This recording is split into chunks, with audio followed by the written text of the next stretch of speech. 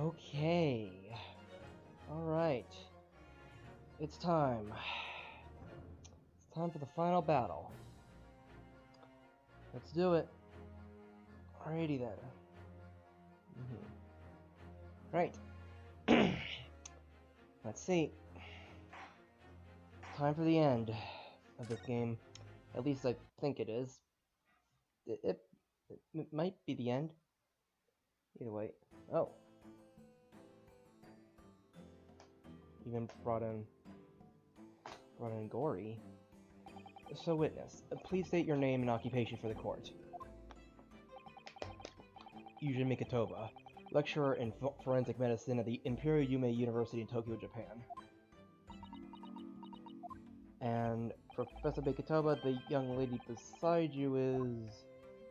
this is Dr. Maria Gory, Scotland Yard's practicing coroner, the daughter of Dr. Scythe, I understand. Yes, Dr. Scythe. I'm afraid I can't tell you why she's here. She just... appeared. She appeared? Uh-huh. You summon the strange Japanese as a witness to that autopsy, but you don't summon Mama. That makes no sense. She was there too. That's about the size of it. I've had her eye boring into the side of my cheek constantly whilst I was in the antechamber too. Poor man, the idea of it is making me shudder. The revelations about Dr. Scythe came to light some days ago to defile the reputation of the entire judiciary. She was therefore deemed unfit to appear as a witness in today's proceedings. The Ministry of Justice's decision on that is final. Well, we wouldn't want any more perjury to begin with, would we?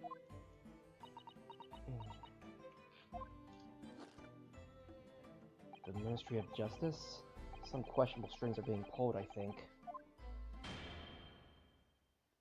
I remember you, Dr. Mikitoba.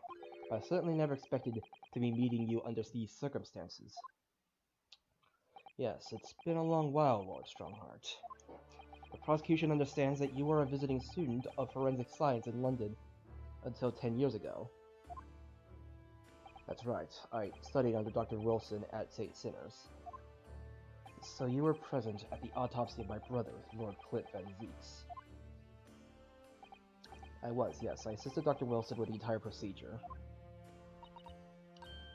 Mama's far more skilled than any Japanese man. Well, Dr. Wilson asked me to be his primary assistant on that occasion. And this autopsy report was actually penned by you, I believe. Yes.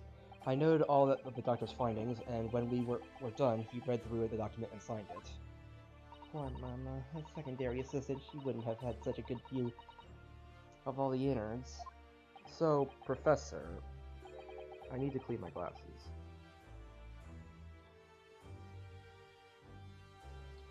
Do you remember Inspector Gregson?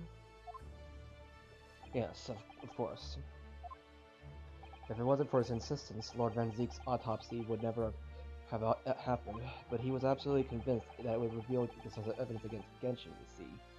So Lord Strongheart had to entreat the nobility to allow it to take place. Do correct me if I'm wrong, my lord. It was a result of that autopsy that a mass murderer was apprehended and justice was done.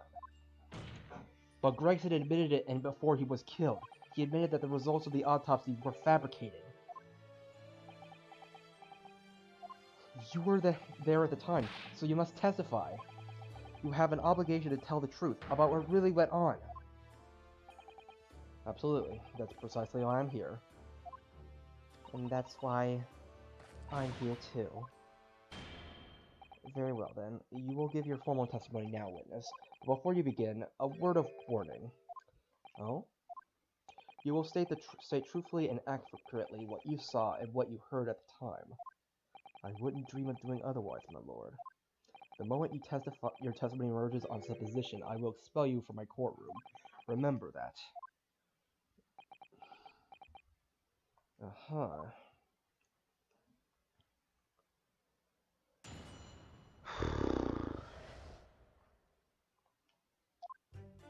From my own observations, I couldn't say there was any indication of the autopsy results having been fabricated. This resulted from a wound made by a Western-style sword, transfixing the heart. That I found a little strange.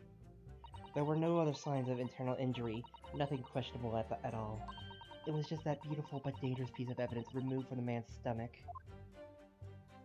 Presumed to have been swallowed by the victim as a way of posthumously identifying his assailant. What? No indication. Nothing to suggest fabrication? Sabikatoba, are you certain about that? Well, nothing that I could positively identify it as such, much less swear out to in testimony.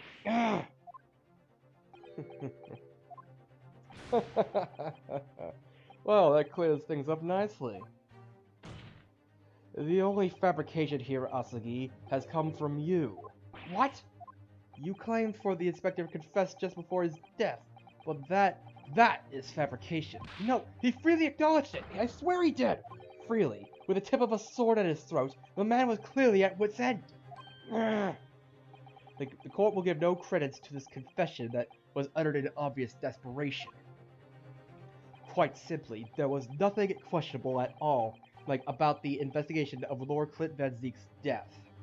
And with this testimony we have, without question, uncovered the whole truth of the matter. Objection! Objection! If I may, my lord. There was most certainly something questionable about it, and the whole truth does rather elude us, I feel. I beg your pardon. Well, you're obviously aware of the facts of the case. All 4 of the professor's previous victims died when an enormous beast was set upon them and ripped out their throats. Oh, such horrifying crimes. But curiously, the killer's last victim, Lord Clint Van Zeeks, suffered a different fate. Yes, you're right. He was stabbed through the heart with a sword. That's enough. I believe I warned you about this, witness. I promise to curtail your testimony as soon as you enter the realms of supposition or speculation. Very well, my lord. In that case, the defense will pursue a conclusion to this during the cross-examination. What? I have the right to cross-examine every witness after testimony.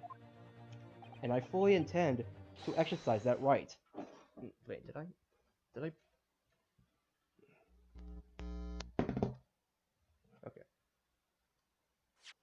Okay, there we go. And I fully intend to exercise that right. Ryunosuke, I'm afraid that even the presiding judge has no authority to contravene the letter of the law. And I'm sure every member of the judiciary present in the gallery would agree. Hoo-wee. Very well. You may begin, counsel. However, the moment your argument strays from the established facts, I will not hesitate to bring the cross-examination to an end. Proceed with caution. Yes, my lord.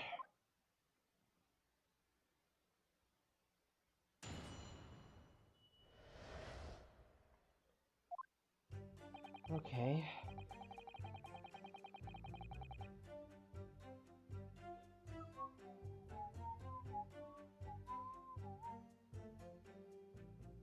Okay. Hold it! You couldn't say. No, sadly not. But then you couldn't say there wasn't an indication either, could you? No, true, I couldn't. I was at Dr. Wilson's side when he performed the procedure, recording what he did. But at times, of course, he instructed me to fetch implements and such like. Whilst I was away from the operating table, obviously I could have missed something. And at those times, what was the secondary assistant doing? Following this Japanese man's orders to adjust the lighting or pass some implements. But that doesn't mean Mama wasn't a vital part of the team. Quite, yes. So, would you kindly refrain from staring at my cheek like that? Professor Migatoba, think. Was there nothing at all that seemed out of place to you? Well, yes, there was, as a matter of fact. Death resulted from a wound made from a Western-style sword transfixing the heart. That I found a little strange. Hold it! In all the previous 4 killings attributed to the professor, the victims were killed by an enormous dog, I believe. Their throats were, well, mauled? Correct. And yet Lord Van Zeeks was stabbed. Yeah, that is very, hooey. Like, not, like, that's my nightmare right there. Do you mean to say you think Lord Clint Van Zieks may not have been one of the professor's victims? There is no basis on which to doubt the findings of the investigations carried out at the time. But Genshin Asagi confessed to all his crimes upon his arrest. He admitted to having taken the lives of all 5 members of the aristocracy. Yet the beast that was used to carry out the killings was never identified. No evidence was found to suggest that Genshin had ever kept a dog. A true hound of hell.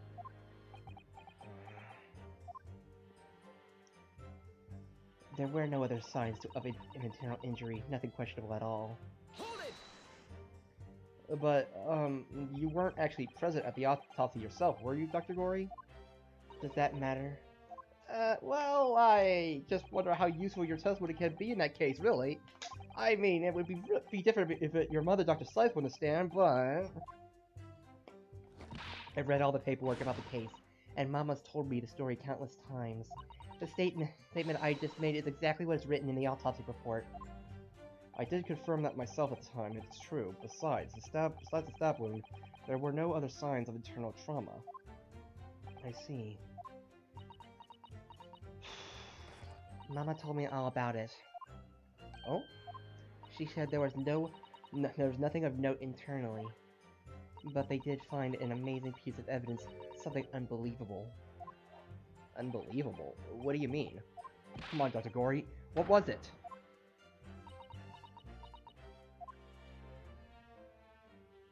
It was just that beautiful but dangerous piece of evidence removed from the man's stomach. Hold it! What exactly was it, though? What does beautiful but dangerous mean? Shiny a blade? Well, it was sparkly and round with a hole, as if it might slip over a finger, perhaps. A ring? Oh, a ring belonging to Genshin Asagi. My father's ring was inside the victim's stomach? At the time, Genshin wore a large ring on the digitus cortus of his left hand, the 4th or ring finger. Thanks for the host, Wolf Boy. Yay. I'd understood it was some sort of keepsake. When my father left Japan for London 16 years ago, I was 8 years old. But I remember that ring. You do. My father's possessions were sent to our family home in Japan after his death, but the ring wasn't among them. Obviously not, it was a key piece of evidence. It remains under lock and key in a stores at Scotland Yard to this day. After the autopsy, Genshin was summoned by the police to check for the presence of his ring. It wasn't on his hand, of course. Moreover, there were deep abrasions on his fingers where it had been pulled off. Oh boy. They arrested the man there and then, right before my eyes. How could they? Well, I brought the ring along with me today. You did? You did? Here it is, a bit dusty from years in the store. Good gracious, yes, that's it. I haven't seen that in 10 long years. And that was found inside the victim's stomach. Yes, I'm afraid so. Hesitate there, Professor Mikitoba. Should we put something into that? Well, it's just that thinking back now, I didn't actually witness the moment it was extracted from the victim's body. You didn't? You didn't witness it? So... Oh my, really? At that precise moment, Dr. Wilson had asked me to fetch him a new scalpel, you see. Dr. Gory, the removal of historic evidence from the stores required my consent, does it not?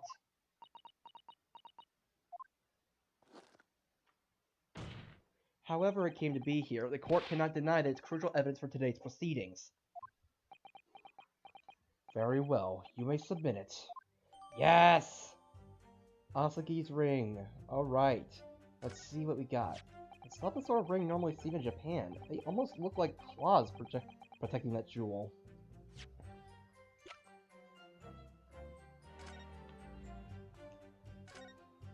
These fat claws are doing a good job protecting the equally fat gemstone in the middle of this ring.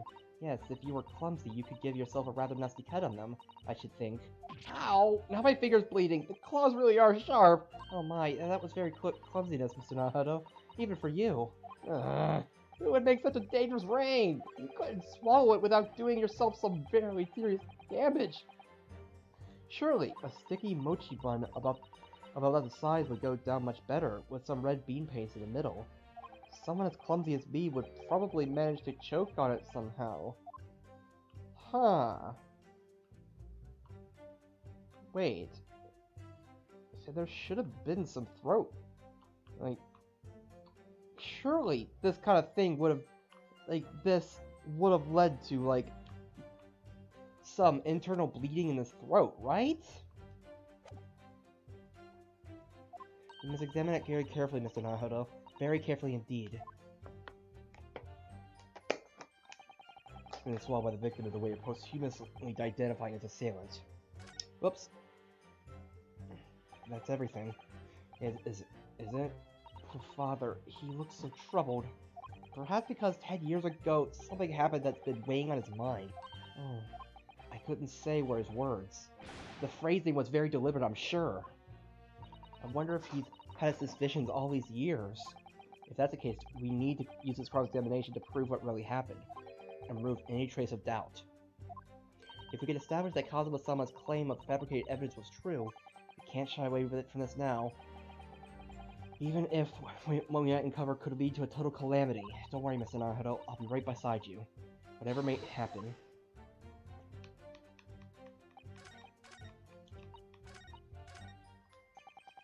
Hold it! And that was the decisive piece of evidence that led to Genshin Asugi's arrest. Correct. After further investigations by Scotland Yard, the man admitted to his crimes. That's a lie! My father was no killer! Eric Von Zeeks, it was you! You twisted the truth to suit your purposes! Your hatred of me doesn't change the facts that were established 10 years ago. My brother Clint had closed in on the professor. In the end, he exposed the man and put a stop to his lethal rampage. In the only way a man at my brother's caliber could.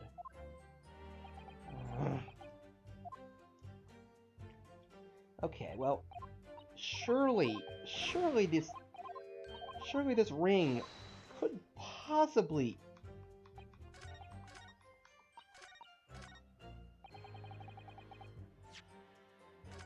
There couldn't possibly be a way for someone to swallow this ring without cutting the insides of their throats, right?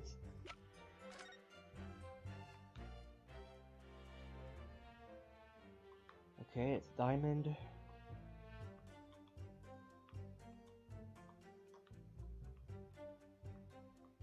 Nothing really, about it that's...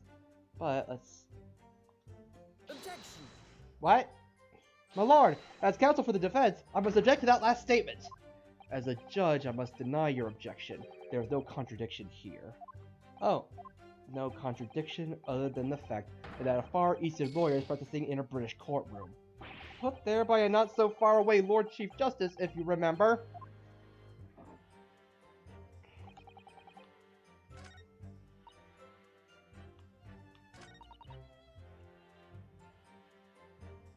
Oh, wait.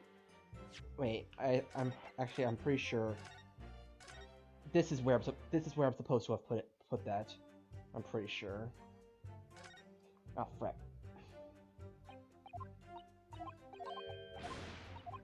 No other internal injuries.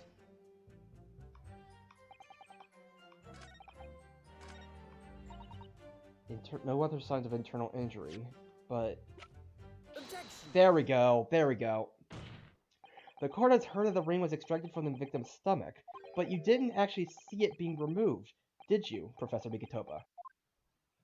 That's right. As I said in my testimony before, at the moment I was fetching a replacement scalpel that Dr. Wilson had requested. In other words, you can neither confirm nor deny whether this ring in fact really came from the victim's stomach or not. What are you suggesting, counsel? That the ring was never in the victim's stomach to begin with. It's entirely feasible that Dr. Wilson fabricated that detail about the autopsy. What are you saying? That Dr. Wilson was in possession of the ring in advance. after it was somehow stolen from Mr. Azuki. And he produced it during the procedure, pretending to have found it there and then in the victim's stomach. Objection! Supposition at best. What possible evidence do you have to support such a rash claim? This evidence, right here. That's the autopsy report. It's explicit in that report, Counsel. Other than the ring, nothing unusual was noted internally, so I'm not sure how you intend to prove your point. You've already done it for me, my lord. The lack of internal injury says it all. What? To swallow a ring of this size would require considerable effort and determination. All in addition to its size, there are the sharp claws around the gemstone to contend with. My brother was a determined man, and on the brink of death even more so. I'm sure he would have stopped at nothing to ensure that Evilco was brought to justice. But if he really had swallowed that enormous ring, it's inconceivable that no traces of its passage down his throat would have remained as internal trauma. No!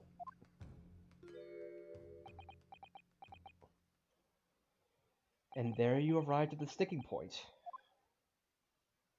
That's precisely why I had my doubts about the findings myself 10 years ago. Then why didn't you say something at the time? I did. I still remember the conversation I had with Dr. Wilson in the laboratory that day. Look at this! Look at this. Now, this is a very curious thing to find in a man's stomach, wouldn't you say? But isn't that rather peculiar, Dr. Wilson?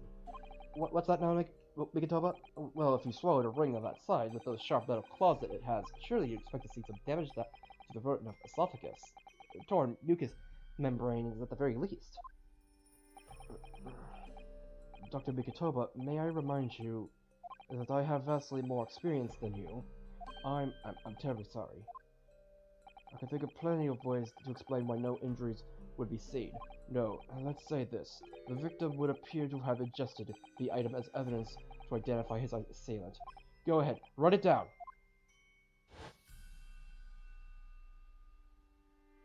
So I was right. Dr. Wilson deliberately fabricated the results of the autopsy to implicate my father. I'm disappointed, Counsel. That argument is nothing more than speculation. What? Dr. Wilson was Britain's leading authority on forensic science and autopsy work. There is no scientific basis on which to doubt the man's expert opinion. Pardon the interruption, my lord, but damage to the mucous membranes of the throat is easily identified even in living subjects. Using a device called an endoscope, recently demonstrated in practical use in France. I want one. The government can pay.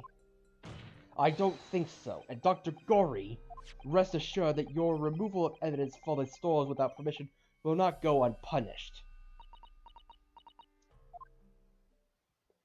We opened up the dead to find the truth. I beg your pardon. But Mama, she chose to stitch her corpses up, with all her secrets inside. That's wrong. Gori, it's looking as though she's chosen to walk a different path to her Mama. Certainly. Where does he keep getting those chances? Yes, the ring. What about the ring? I've just remembered something. An earlier incident. What incident? The one I recounted to you before about the memory I have. Of Genshin Azuki saving my life. What? My father saved your life? It was 10 years ago on a foggy night. Genshin and I were walking down some back streets at a late hour. All of a sudden... Don't make it pink! You're coming with us! All of our assailants were armed with pistols, and their faces obscured by scarves. And they were armed. The next thing I knew, there was silence all around. Genshin lay on the cobbled street. Blood was seeping from his left hand. He shielded me. It was on the ring finger of his left hand that he used to wear that ring. Are you saying... I've always believed those thugs were after me, but now I'm starting to question if perhaps I wasn't the intended target after all. Wait, but... Genshin was arrested 2 days after that attack, and in that short interval, the decisive evidence needed to indict him was miraculously found. You mean the ring was stolen from him? You think that's what those thugs were after that night? Oh, gosh. Objection!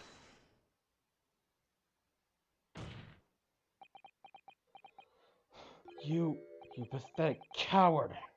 You expect me to believe that you weren't involved? What do you mean by that? It was you, wasn't it? Oh, my spleen! Thank you, Miracle, for the host.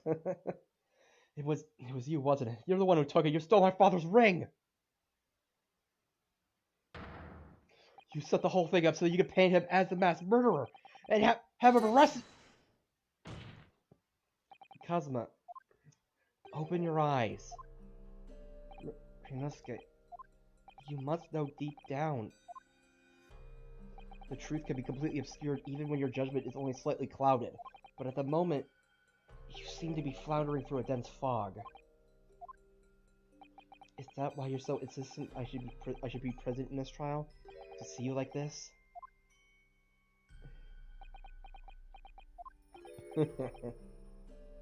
Well, this is an amusing spectacle. What a grandiose expression on your face, as if you are Lady Justice herself.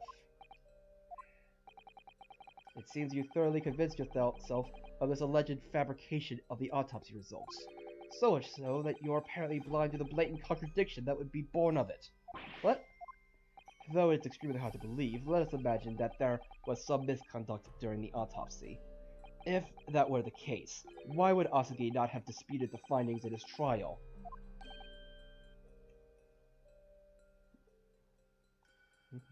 Oh. In a closed court hearing 10 years ago, the defendant never once denied the claims against him. Isn't that right, Lord Von Zeeks? Yes, that is indeed correct. Upon hearing the verdict of guilty, he merely closed his eyes, quietly accepted the judgment.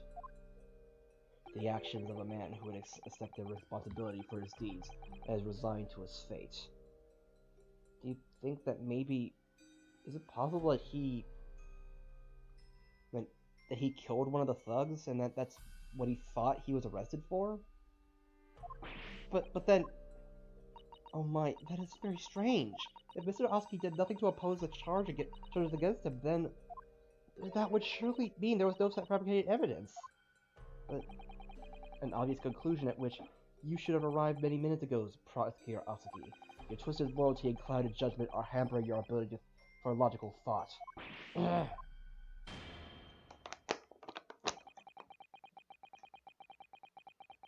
Genshin Asagi's silence at his hearing could mean only one thing. There was no fabrication of evidence during the autopsy of his final victim 10 years ago.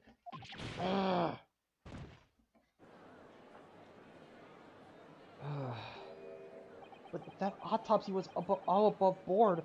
There will be nothing to stop Lord Strongheart bringing this trial to an immediate conclusion. Objection!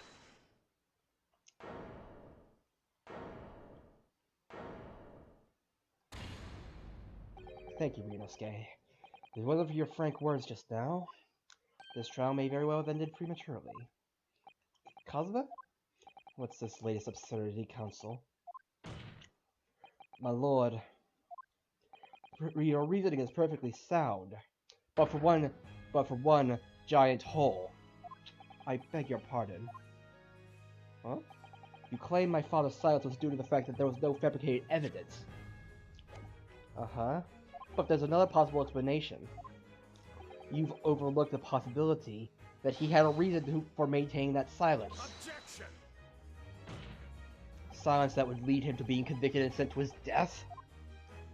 If the autopsy results were an invention, then there are no conceivable reason why the man wouldn't have protested. Objection! Oh, those results were an invention, alright, There's no question of that. Or are you forgetting that 2 people with a connection to the autopsy have been assassinated? If I force the grievances I feel from my mind, I start to see you in a very different light. I think perhaps it's you who's been living in delusion these 10 years. Me? Someone's created one last chance for us here, Nasunaha. If we can only show that there was a reason for his father's silence in his trial, a reason why the man would have said nothing even though he was innocent, could have been part of some negotiation, perhaps? Enough rhetoric. The court must be shown evidence. What proof do you have that could possibly explain Asagi's silence in court? Genshin Asagi, hereby request upon my death any and all material possessions of my wealth belonging to me in London be delivered to my son Akazuma Asagi in Empire of Japan. With a deep sadness that I accept my fate in this foreign land in the knowledge that I will never see my homeland or I regret nothing about my chosen path.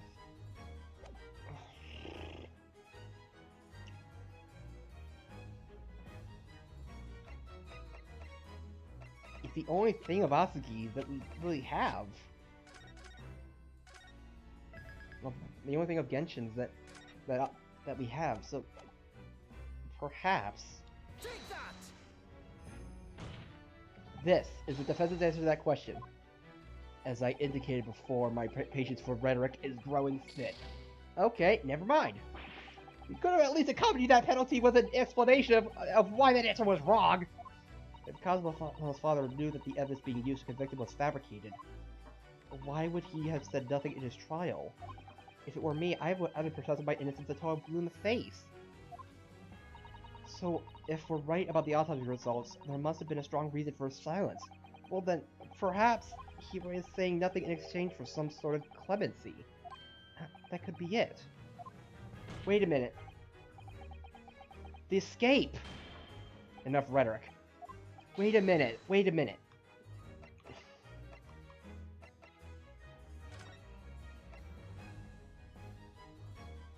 He was silent because there was a jailbreak. It's true that Genshin Asagi's silence during the trial resulted in his conviction, but that didn't actually lead to his execution. On the contrary, it led to his escape. An escape that was only possible because he's been sentenced to death. Although I find it hard to believe my father would have negotiated in that way, the defense is correct. A fake execution, falsification of a death certificate, and a jailbreak inside a coffin. Clearly such an elaborate plan couldn't have been carried out by my father alone. He must have had the help of a collaborator from the judiciary. I have here the dismissal notice of the chief warder who was working in the prison at the time. These notes read, there are indications that the jailbreak was in planning prior to the inmate's incarceration. In other words, there were suggestions that some sort of negotiation between Mr. Asagi and the British government. In exchange for silence in court, he was given an assurance that he would be broken out of prison. But he was killed. He was killed after he got out. Or just when he was about to escape. Yeah, so that's our clandestine agreement in place. I can imagine he would have kept very quiet. I would go further than that, in fact. I would say that the elaborate jailbreak of Mr. Asagi could be explained in no other way. Yeah. That... Holy cow. It was a closed... Oh my goodness. It was a closed trial. There was no... Like, it was a closed trial. There was no other... It was a closed trial. There was no... Like, no one knew the identity of the... Like, of the professor. It was just a way for the... This was just a way for the British government to essentially scapegoat... Like, scapegoat an answer. Like, to basically, like, to like, get a way to find, like, the professor without actually finding him. They basically were trying to, like, keep people under control, I guess. But, holy cow.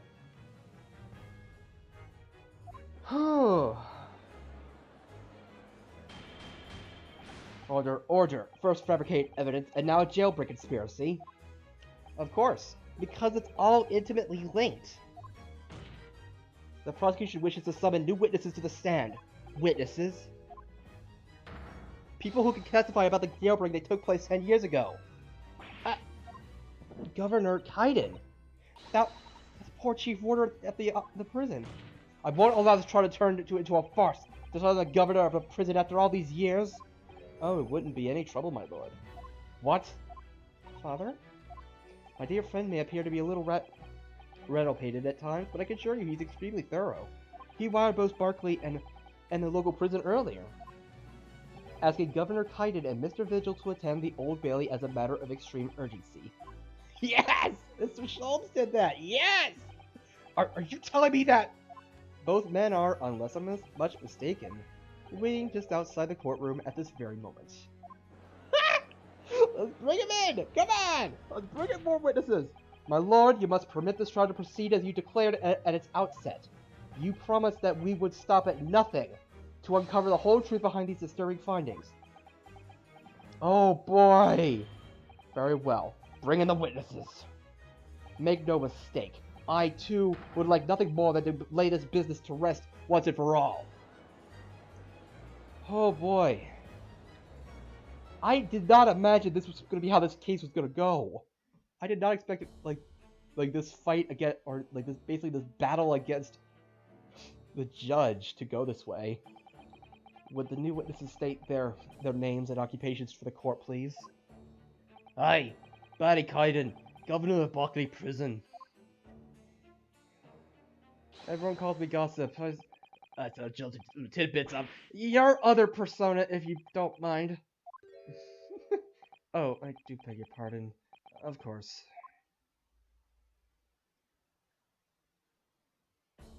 My name is Daily Vigil. I used to be the chief warder at Barkley Prison. The reason you've been summoned here to court today is to testify about the jailbreak of the so-called professor 10 years ago. Gosh, the professor! We've always been through that before, a decade ago! And the conclusion was there anything untoward happened? A convict escaped from your prison, Governor. Hardly would you call it nothing untoward. Ah, well. The convict's death certificate was somehow falsified after he was allegedly executed, and he escaped the prison inside his own coffin. A plan of that complexity could never have been carried out without the help of somebody of influence inside the prison.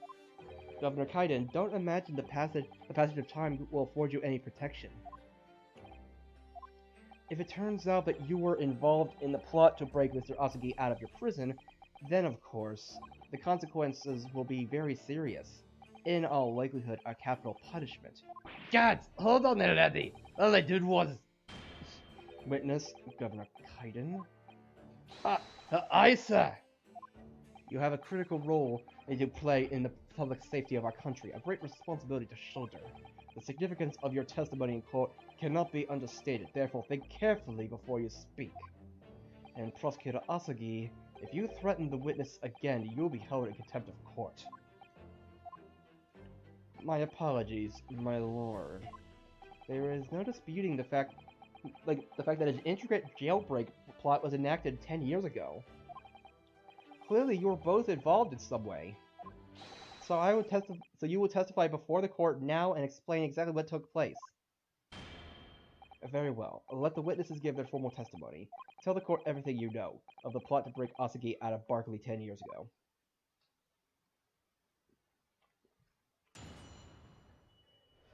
Okay. It was the time that Japanese dog was found guilty. A directive came from the prosecutor's office. I sent the convict to the chief warder Vigil here and put the plan into action behind the scenes. I was responsible for Asagi right up until the end of his execution, but I knew nothing of any plots. I did not care. There was some negotiations between the convict and the prosecutor's office. All I did was giving up on duty for the Majesty's Great British Empire. A directive from the prosecutor's office? Are you saying that was the jailbreak plot? Aye, that's right. Huh? Who sent it? Who authorized that plan? I did not can that. I did not can that. You're saying you don't know? I didn't know that. Listen, there wasn't a thing. Wasn't anything about the professor case that wasn't unusual in some way. I didn't ask about any questions. I just did what I was told to do. More than I could I tell ya. I see. But if the jailbreak plan originated from the prosecutor's office, then one thing is very clear. As suspected, there were clandestine dealings going on between Mr. Asagi and that office. The jailbreak was promised in exchange for Mr. Asagi admitting to the crimes he didn't commit.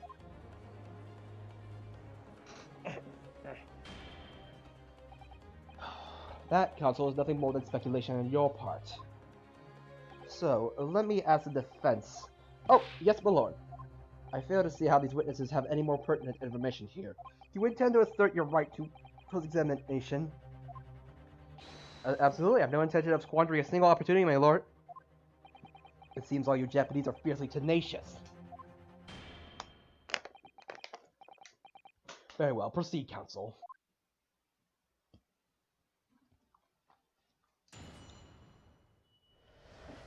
Okay. There's a day that Japanese jock was found guilty. The directive came from the prosecutor's office. Hold it! I don't know, but like, blah. Are you saying you don't know who actually issued the order? Aye, that's right. All I can be sure of is that it was official. But if it was from the prosecutor's office, that narrows down who could have issued it straight away. And it wasn't me. I cannot even say with certainty that it did originate from the prosecutor's office. What? There's no telling when it started. There's a fair chance it came from the higher up on the ladder. Basically, I cannot give you any indication of who is behind it. You can't be serious. All I can say for sure is that the order must have come from somebody in authority, I suppose. The likes of us on the ground, as it were, didn't bother with idle speculation. We just got to get the job done. I assigned the convict to the chief ward of vigil here, and put the plan into action behind the scenes. Hold it! So, Mr. Vigil, you didn't know anything about it at all? That's right, and my only role in the scheme was as a scapegoat. That's right, isn't it, Governor? Some poor beggar had to take the rap for it. That is just harsh. Oh, gosh! Alright, then who else did know about the plan? I know the first idea, laddie. My part in the whole business was basically just dealing with the aftermath. But I wouldn't be surprised if there are other folk in the prison service who'd be given similar orders. So you don't know who else was involved? Aye, that's right. All I can tell you is that the night it actually happened, the person at the reins was Dr. Stevens.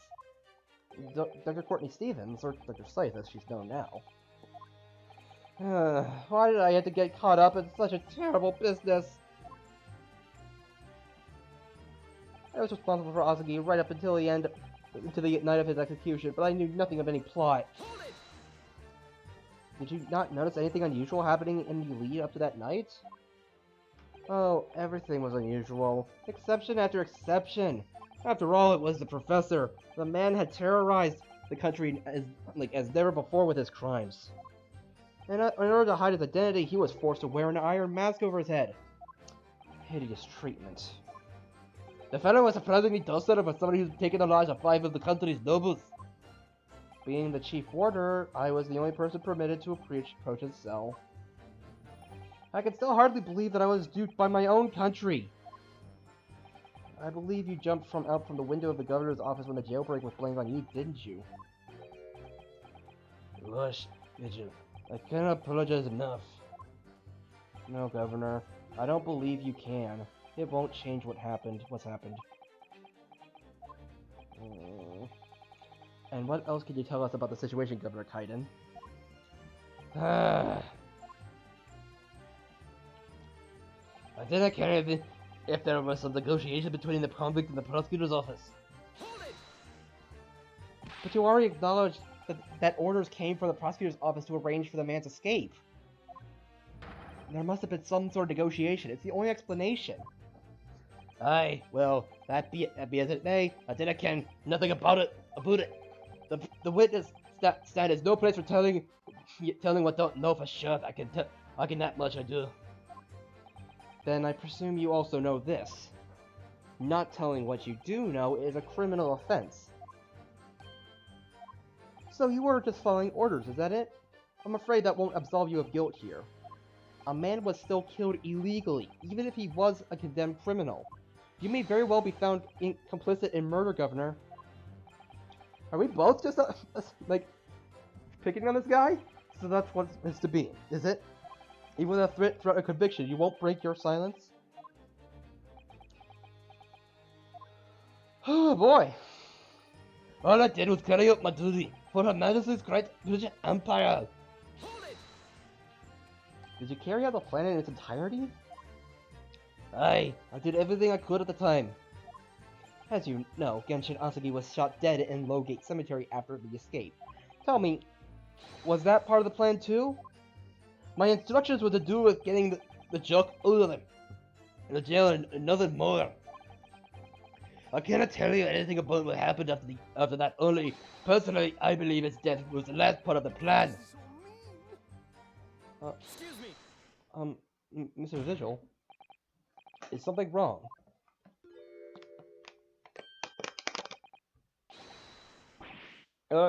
Yes, sir. What can I do for you, sir? He's saluting now?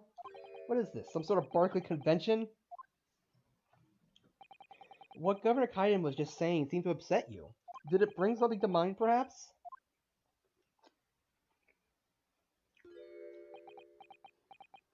For the last 10 years, I've completely blotted out the memories of that time from my mind. I was betrayed by my superiors in the name of my country. Just as my father was betrayed, it seems. But you see, thinking back now, I really can't imagine that the shooting of Mr. Atsuki in the cemetery was ever part of the plan. What makes you think that? Well, it just doesn't make sense, does it? To make the man admit to crimes he didn't commit with the promise of a jailbreak only to kill him in the end?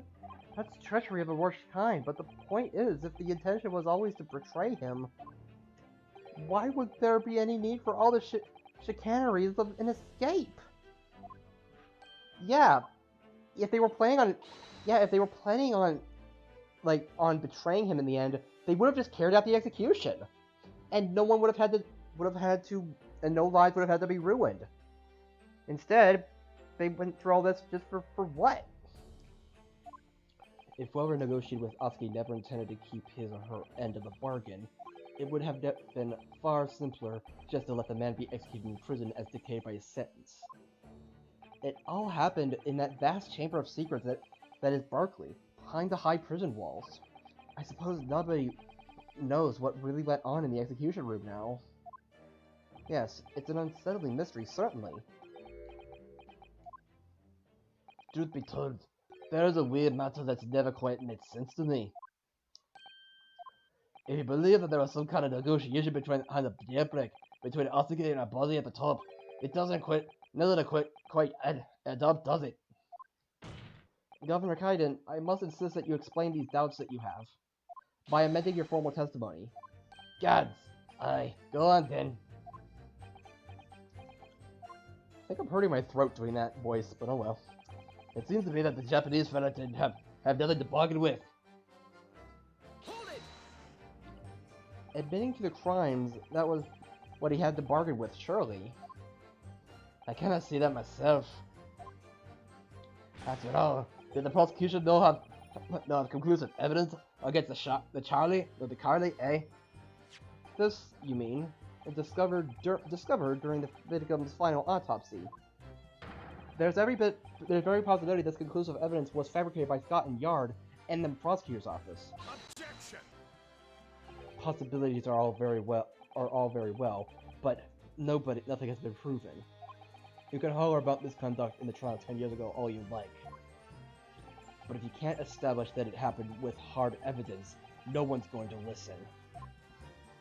That's right. What I'm saying is, the convict had nothing he could use for any kind of bargaining at all. The witness makes an astute point. Logically, it would seem that no negotiation could have taken place. And yet the plan to break the man out of prison was definitely put into practice. But so he must have been armed with something that gave him an angle to negotiate. Yeah, he did have something. So Asagi-san agreed to confess to the crimes because he assured he'd be broken out of prison later. I really don't think that Kazuma-sama's father would have engaged in such negotiations. Then perhaps something compelled him to agree. What a terrible thing, using the law to legitimize such underhand dealings with a desperate man, only to double-cross him in the end. It's quite the opposite of justice. I can't help feeling there's something about this apparent negotiation that doesn't quite add up. If something doesn't add up, does it not add up? No, it doesn't. But I can't quite put my finger on what it is. Well, in that case, we must keep digging until we identify the problem. Alright then.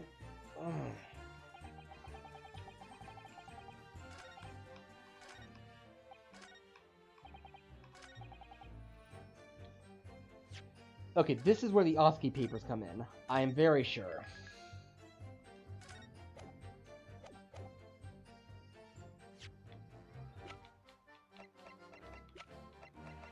Objection! There we go. Confessing under oath for murders he didn't commit on a verbal assurance of later being broken out of prison. Genshin Atsuki was taking an incredible risky gamble. Very true. There was nothing to stop the British breaking their word after executing him behind closed doors anyway. Under normal circumstances, no man would stake his life on a gentleman's agreement like that. Which means that Mr. Atsuki must have had a trump card. Something that guaranteed he wouldn't be betrayed. Some kind of weapon. Heavens, the fella couldn't possibly have had anything like that. But you know that he did, Governor. The Asagi Papers, the name given to the last will and testament of Genshin Asagi. It turns out that Mr. Asagi was hiding his will in his cell at Barclay. Chief Warder Vigil caught him with it one day. You squealed? You rat! Did I not tell you to keep that a secret? You can't touch me now. When Mr. Vigil caught sight of that will through the bars of the convict cells, Mr. Oski pleaded with the warder to not say a thing. Alright then, but what's on that paper? The last will and testament. This will is the only weapon I have left now. A weapon? And after the convict had been killed following the elaborate pretense of the jailbreak, that document mysteriously disappeared, didn't it? But, well, yes, all the prison warders searched through the belongings in his cell, but that will was just nowhere to be found. As I understand it, an exhaustive search was made for the document, which became known as the Asagi Papers. Governor Kaiden, I believe you ordered your prison staff to find it at all costs, didn't you? Would I be right in saying that you knew that the so-called Asagi Papers had the potential to make great waves somehow? Jinx, what in blazes are you blathering about? The will was found, right and proper, in the fella's cell where I said it would be. But how could that be? Where in his cell? We all searched the place from top to bottom! Well, you didn't have to do the proper job yet, Peely Wally Galoots. You can't criticize me now. I showed it to you before, did I know? You're a lawyer. Yes, you did. I have the document here. It's written in Japanese and reads The Last Will and Testament of Genshin Asagi. Which means everything as it should be. Not quite, my lord. You see, there's an undeniable inconsistency here. What? What inconsistency? Mr. Asagi described this document as the only weapon he had left. And yet, this will contains nothing of significance at all. Nothing that would have given the convict any leverage. Are you suggesting, my learned friend, that the last will and testament stored at Barclay Prison all these years is actually a fake? Yeah. As has clearly been demonstrated already, what went on at Barclay Prison was far from above board.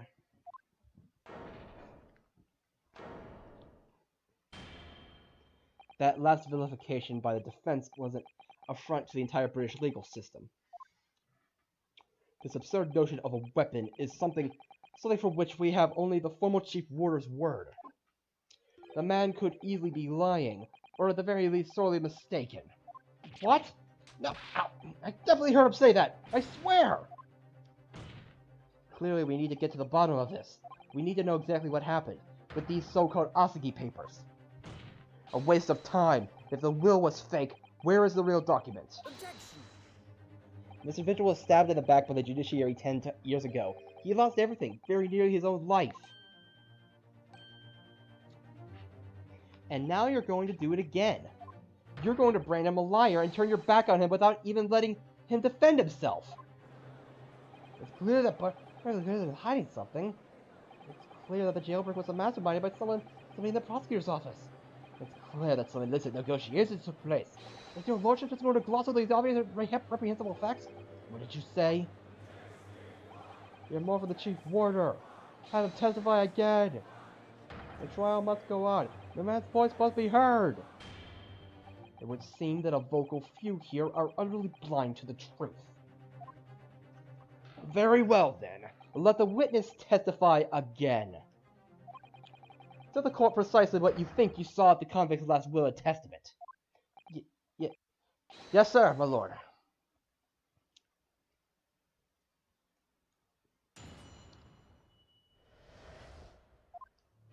As the warder responsible for condemned convicts, I attended to Mr. Oski and kept watch over his cell. The night after he was found guilty in court, he was doing something with that will in his cell. We turned the cell inside out looking for it after the execution, but to no avail. I only found out about the Oski papers when a detective came telling me to impound them. The document was in the folds of the feller's robe that was left in his cell. A kimono, I think it's called. Wouldn't that be... I think it's more of a yukata, but... In his kimono... That's a lie! Yeah, ow! We searched every inch of the man's cell. We looked through all of his clothes. It can't be true! Were you not satisfied with calling me a liar Wednesday? You wait Waffinger? There's nothing you can do about it now. You don't have any hold over me anymore. Other than the hold you like to take on my cravat, of course. Is that what you're gonna do? Is it? Are you going to give me a good shake again? Or are you too scared? Little and large. What a double act. We complied with Atsuki's will as far as was possible. All of his personal effects were delivered to his family in home in Japan, as a courtesy to the homeland of the most notorious killer our country has ever seen.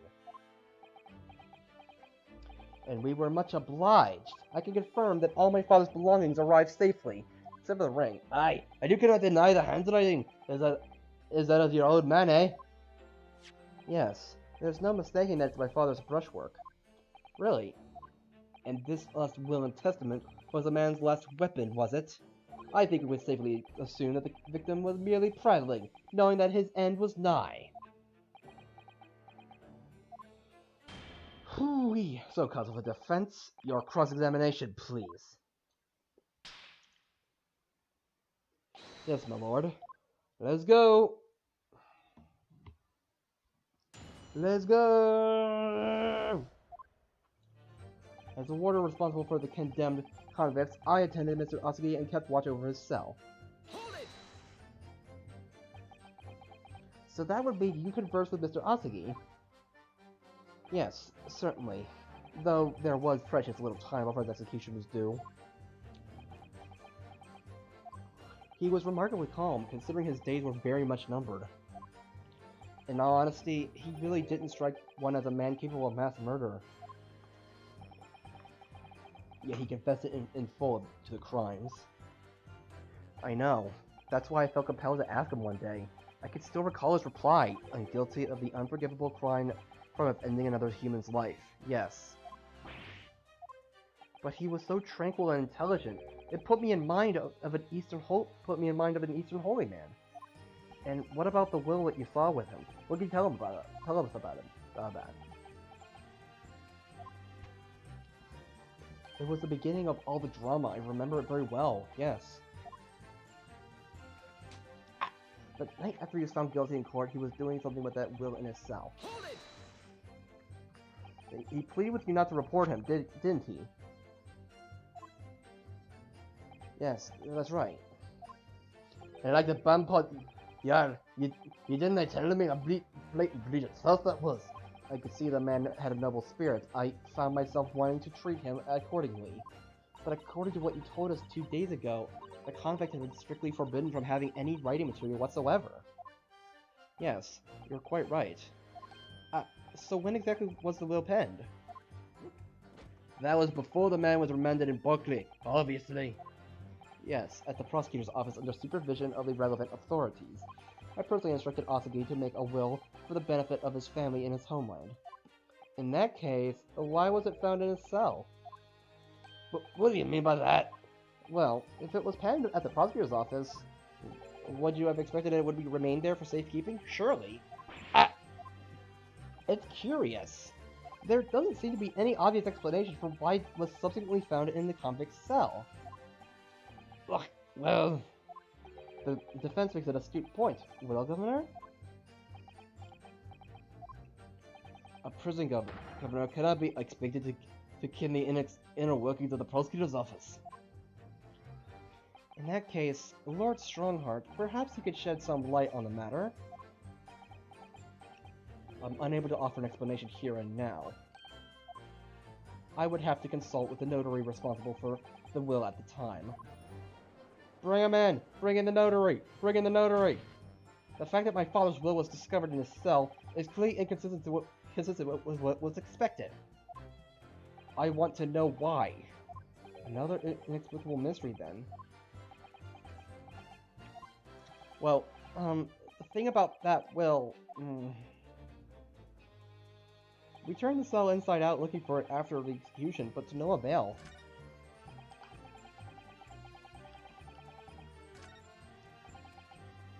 Hold it! It was the governor who ordered the search for the will, as I understand it. Is that right? Yes, and when I reported that we couldn't find it, he grabbed me by the cravat and yelled, "It cannot have disappeared completely!" in my face. Well, it's due to the governor to keep everybody working as hard as they should. I think the governor needs a wee taste of his own medicine, Mr. Nahara. The point is, it was clearly considered a very important document, wasn't it? But it was proved impossible to find. That's right. It was in his butt. And before I knew it, it was in the morning paper, that blood-curdling article. The executed mass murderer who'd risen from the dead. Oh, you mean the article based on Mr. Grover's experience at Lowgate Cemetery? Yes, that was it. The day after I read that news, I was summoned to the governor's office, and that's when the awful accusation was made. And that you aided Genshin Asaki to escape from the prison, resulting in your immediate dismissal. I'm afraid I really don't remember anything after that. As the governor of the prison, I had no choice. I couldn't have done anything else. I only found out about the present asking papers when a directive came for me to impound them. Hold it! And that directive came from the same source as the one instructing you about the jailbreak. Aye, From the top levels of the prosecutor's office. What name was on it? I didn't can afford. I didn't can now. All I can tell you is that my orders were to do everything in my power to find that document. The directive said that it had to be somewhere inside the fellow's cell. Document. Was that the wording? Document, not will? Aye, that's what it said. Am I clutching at straws here? I just wonder if that was really Genshin Asaki's last will and testament that was the sender that the directive was after. Continue with your testimony then, witness. The document was in the folds of the fellow's robe that was left in his cell. A kimono, I think it's called. Hold it! In Mr. Asaki's kimono? Aye, the one he brought with him when he was locked up. Yes, he was permitted to have his personal effects with him during his incarceration, I understand. That's right. He was granted as much freedom as possible during the few days before his execution. Indeed, he had a number of items of personal significance, I remember. He was very reluctant to part with them. Some books, That kimono, his sword. His sword? Karama, the famous sword of the Asuki clan. It bears the soul of my family. I don't doubt it, but I wasn't really getting at that! Forget it being the soul of the clan, could the man have had a more obvious weapon? Have some respect, Ryunosuke. Respectful silence? The warders carry firearms at all times, and the inmates have shackles around their ankles. They could not hurt anybody with that thing. Still, he was allowed a sword, but no writing materials. Aye. He wrote that will before he came to stay with us at Barkley, you see. Dr. Mikitobo was asked to bring the necessary Japanese writing implements to the prosecutor's office. A Suzuri inkstone, black sumi ink, and some Hanshi rice paper, no doubt. I was present when he wrote it, but I'm sorry to say, the letters just look like a squirming massive jet black earthworms to me. Excuse me. Were they in English? Are you feeling faint, Mr. Vigil? Mr. Vigil! Sir! It was Scarlet, sir! What? Oh, I'm terribly sorry. I didn't mean to blurt it out like that. What was Scarlet? Less swaying and more explaining would be helpful. Is it something about the testimony we just heard? Have you recalled something important? Of importance? Something of importance? Possibly or possibly not. I'm not able to tell which way he's leaning, I'm afraid. He's leaning everywhere! My lord, the defense asked that Mr. Vigil be permitted to supplement his testimony with this possibly not important detail. Permission granted. Go ahead, Mr. Vigil. Yes, it was Scarlet. What? I remember the document was written in Scarlet ink, but perhaps I'm mistaken. Scarlet ink? Scarlet, you say? Well, yes. I mean, I only caught sight of it for a brief moment, of course. But even by the dim light in the cell, I remember thinking that it was an unusual color. At the very least, I'm quite sure it wasn't black. Was he writing with his own blood? Witness. Is that really what you saw? Sir! Is something wrong, Lord Strongheart? I apologize. Continue. What do you make of that, Mr. Naruto? Or Lord Strongheart to be so visibly shaken in that way? Ugh, didn't I ever? Never. You can possibly see the written here. It's as black as the Earl of Hell's waistcoat. Well, yes, you're right. Mr. Vigil, I'd like to confirm one point with you. Did you actually see the content of the document that Mr. Asuki was holding that night? Oh, well, no. I mean, there was no time. As soon as he noticed me there, he hid it behind his back. But it was definitely a will, wasn't it? Was it? Yes, it was. That's what Mr. Asuki told me. The court need to waste no further time on this matter. We have the will in question in our possession. There's nothing more to add. A will written in scarlet ink. What did Mr. Vigil really see? What did Mr. Vigil really see Kazuma's father holding, I wonder? If you have an inkling, Mr. Naruto, you must present it to the court at once. That testimony doesn't give much away. So this will really was penned by Kazuma-sama's father. I wonder what he could possibly have meant when he described it as a weapon. It's starting to sound very much like Mr. Asuki was actually had nothing. But the plan to break him out of jail went ahead, which means he must have had some bargaining power. He must have been hiding something. It's the only explanation that makes sense. It's starting to sound like Mr. Asuki might might have had something. Which is it, Mr. Naruto? I'm not sure, but I feel as though I'm on the brink of understanding all this. Let's know all the information again and see what more we can learn. We can't overlook even the smallest detail. Alrighty then, let's see.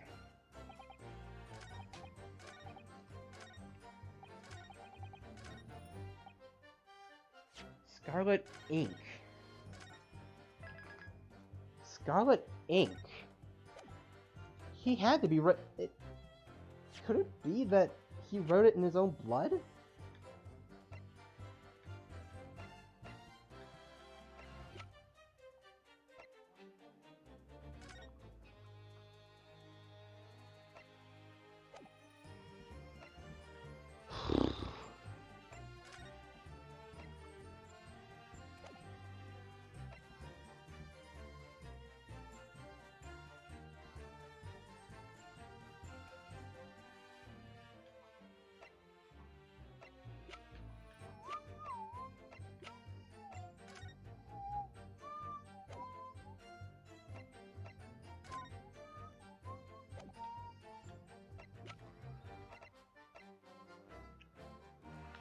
Hmm.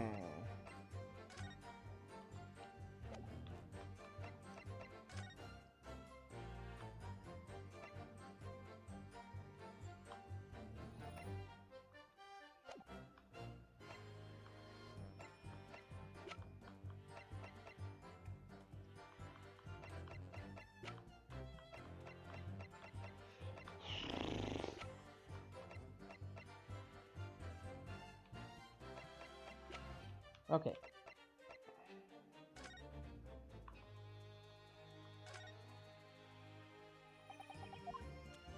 Okay, is it as simple as just... Objection! Okay, it's not that.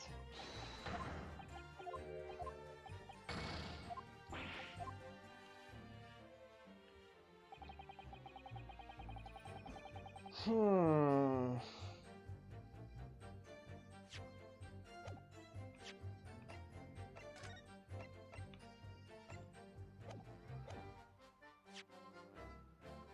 Okay.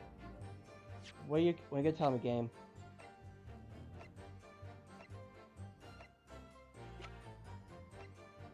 Objection! Huh?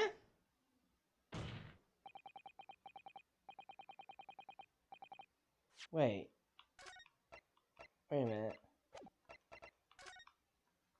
Okay, I wanna know. I wanna figure this out.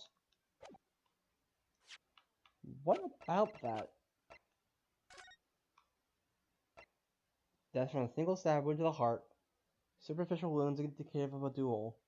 Recent scarlet ink stains visible on the little and ring fingers on the right hand, but no document in the corresponding ink was found. Wait, what? Recent ink. Wait a minute. Wait, what?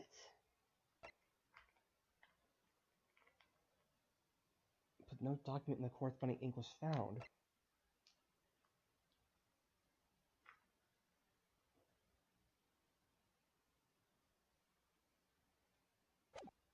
What? And I believe that's exactly what you did see. What? Happens again. You don't have evidence to say that. Have a look at this report. That's my brother's autopsy report. Yes, and there's something in here that's been bothering me ever since I first read it. It states that scarlet-colored ink stains were noted on the fingers of the victim's right hand. Yes, so it does. Scarlet ink. Now, I'm not familiar with the habits of British aristocracy, I freely admit, but I would hazard a guess they don't all go around with ink stains on their fingertips, do they? Your wit is not appreciated. My brother was a well-bred and fastidious man. Should ink have sullied his fingertips, he would have cleaned them immediately. What is your point, Counsel? Wait, my point is this. Whatever Lord Clint Van Zeeks was writing in that unusually colored ink, it must have been directly before his death, because he died before he had the opportunity to clean his hand. What? Wait, so were the Otsky papers... they were actually written by Clint Van Zeeks? Like, his last weapon was something that was written by Van Zeeks. Like, I remember something troubled me at the time. At the scene, the lid of my brother's inkwell was open. But Clint was punctilious about such things. It seemed unusual that no document penned in the color of the ink was in the inkwell was ever found. So the document that had disappeared. Are you suggesting that the document my father had in his hand that night in his cell was the same document that Lord Clint Van Zeeks was writing moments before his death? Then it was... If Mr. Vigil's testimony is to be believed, it can only be that, yes. Mr. Vigil... Sir! When you spotted Mr. Oski with the document in his cell, his precise words were as follows, were they not? Alright then. What's on that paper? My last will and testament. This will is the only weapon I have left now. A last will and testament?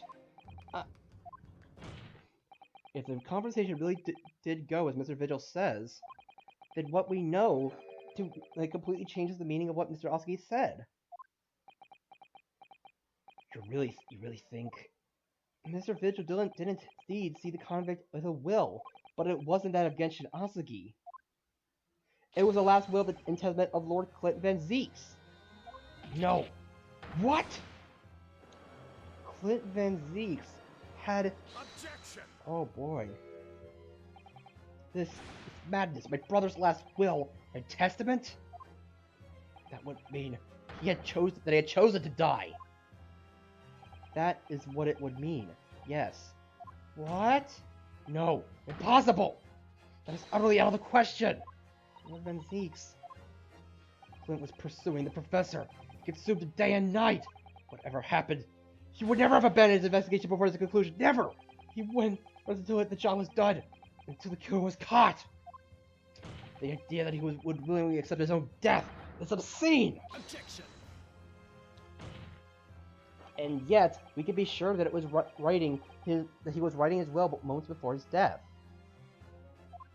And that Genshin Asagi came to be in possession of that document. So what could the will possibly have contained? Clearly something that couldn't be made public under any circumstances whatsoever, because armed with that document, my father was able to negotiate with the judiciary for his life. It was something so daring that it prompted the powers that be to enact that daring jailbreak plot. Yes, there can be no question that the will contained information of the utmost secrecy. Information of the utmost secrecy. Ah! No! It couldn't be! What in the world? I've heard more than enough. Pursuing this notion of a phantom will, like nobody can attest to having seen, serves absolutely no purpose. Objection! No, my lord. That's unacceptable. What did you say, counsel? The last will and testament that Genshin Asagi had in his possession was that of Lord Clint Van Zeeks. All the testimony and evidence presented to the court has logically led us to that as a possibility. We have a duty to pursue that line of reasoning to its conclusion. But with no possible means of knowing the contents of the document, there is no line of reasoning to pursue.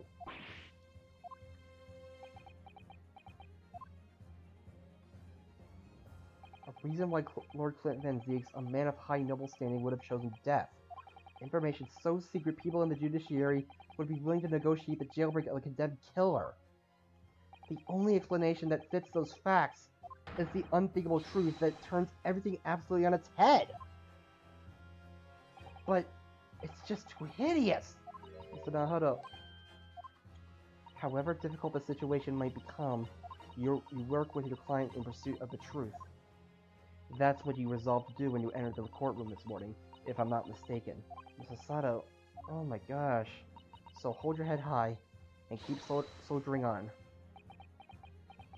Yes, you're right. 10 years ago, in his final moments, Lord Clint Van Zeeks left behind a will. A will that Genshin Asagi was able to use as a weapon to negotiate his escape from prison. In all probability, the details of the will were related to the professor case. The defense's last statements is mere conjecture. What are you getting at, man? Inosuke. As soon as these words come out of my mouth, there's no going back. I believe that the last will and testament of Lord Clint Van Zeeks was in fact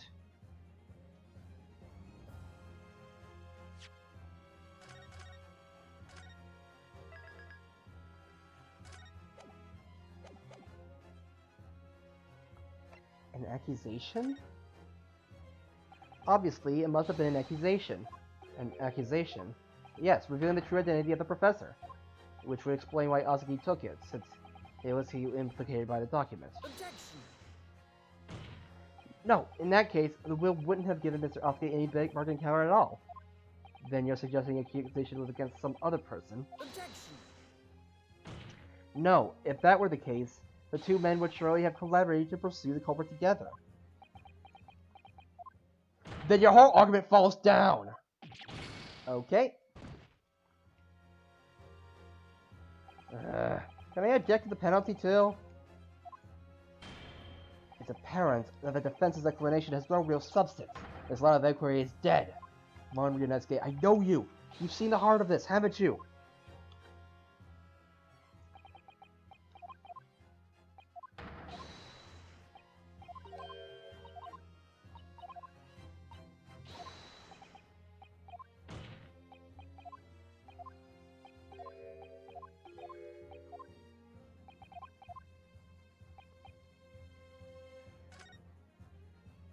It seems to me that it was probably some kind of report.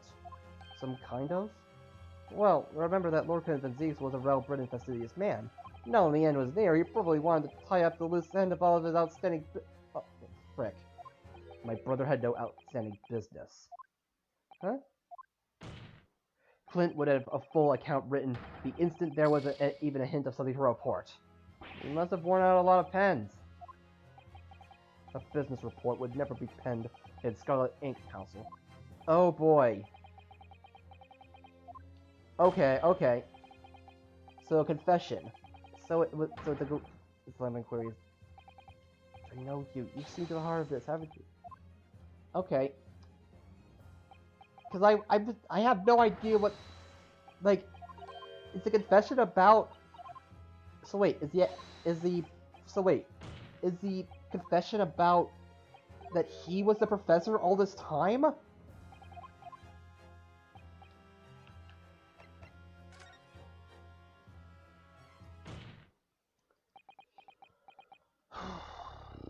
You can do this, Mr. Nahara.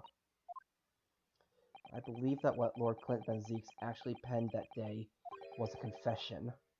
A confession? Regarding the mass murderer known as the Professor, and his true identity. Objection! Enough! Council!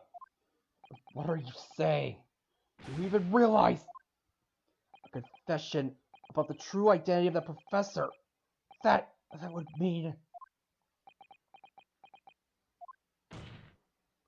Lord Van Zeeks, I appreciate this must be hard to take in, but it's the only explanation that fits. The killer that terrorized London a decade ago and became known as the Professor, the man believed to have murdered 5 members of the aristocracy, wasn't Genshin Asuki at all. No, can't be suggesting it was in fact the man believed to have been the 5th victim. Lord Clint Van Zeeks himself.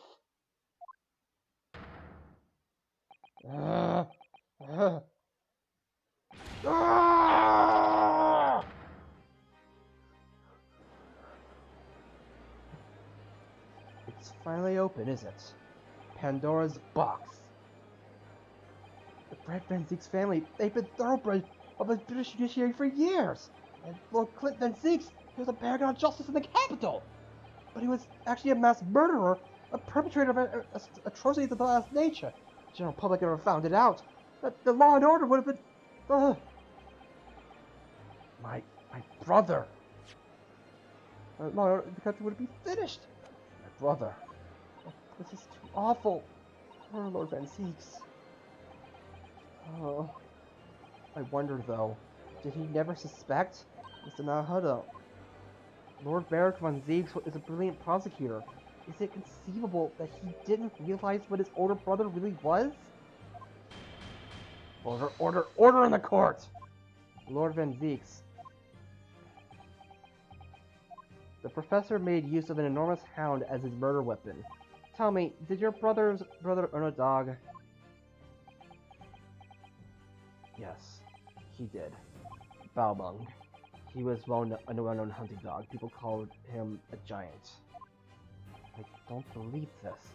When my brother would go hunting in the forest for the grounds behind the house, he always took Balmung. After Clint's death, the creature passed away too, almost as if it were following his master. He was a magnificent hunting dog, worthy of the jewel-studded collar around his neck. A jewel-studded collar? That's right. Though sadly, some years ago now, it was stolen by a thief who broke into the house one night. A jewel-studded collar? Stolen by a thief?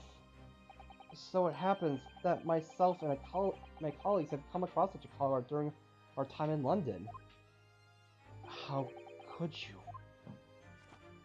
There was an old emblem attached to a collar too, made of pure gold. Yeah, it was a dog collar, but it was bloodstained. It was topped with a small crown and bore an ornate capital letter B. What? An emblem bearing the initial B. Oh my, you know it? It's the insignia of the Baskerville family. The Baskerville? Why is that name coming up now? Baskerville is the family name of my late brother's widow. The pure gold emblem was an heirloom which Clint acquired upon their marriage. There could be no doubt then. The color you've described was Balmung's, the family insignia of Lord Clint Van Zeek's widow. There was a considerable amount of blood on the collar when we saw it. Since we know the dog was used for hunting, it could have been from its quarry, of course. But it could equally have been from a human prey. So it's true then. Clint Van Zeek really was the professor. Impossible! These Japanese are making it all up to exonerate their own! So in fact, the person responsible for these murders of nobles and royals was a noble himself, and that threatened to be an enormous scandal which would irrevocably destabilize British society. My father knew that, and was using it to negotiate his way out of the unjust charges brought against him. But at the very last hour, those he bargained with betrayed him, slaying him mercilessly on foreign soil. Well, can you deny it, Lord Strongheart?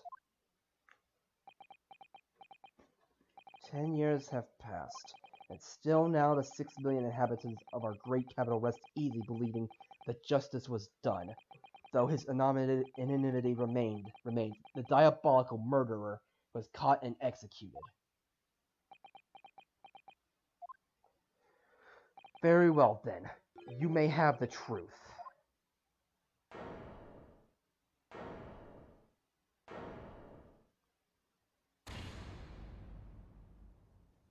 Tell me then, tell me what Clint really was. Lord Clint Van Zeeks was too pure of heart. When he became a prosecutor when in pursuit of the black roots of crime, he drove himself into a corner. He came to the uncomfortable realization that to fight the most fiendish of criminals requires one to become even more fiendish oneself. Clint.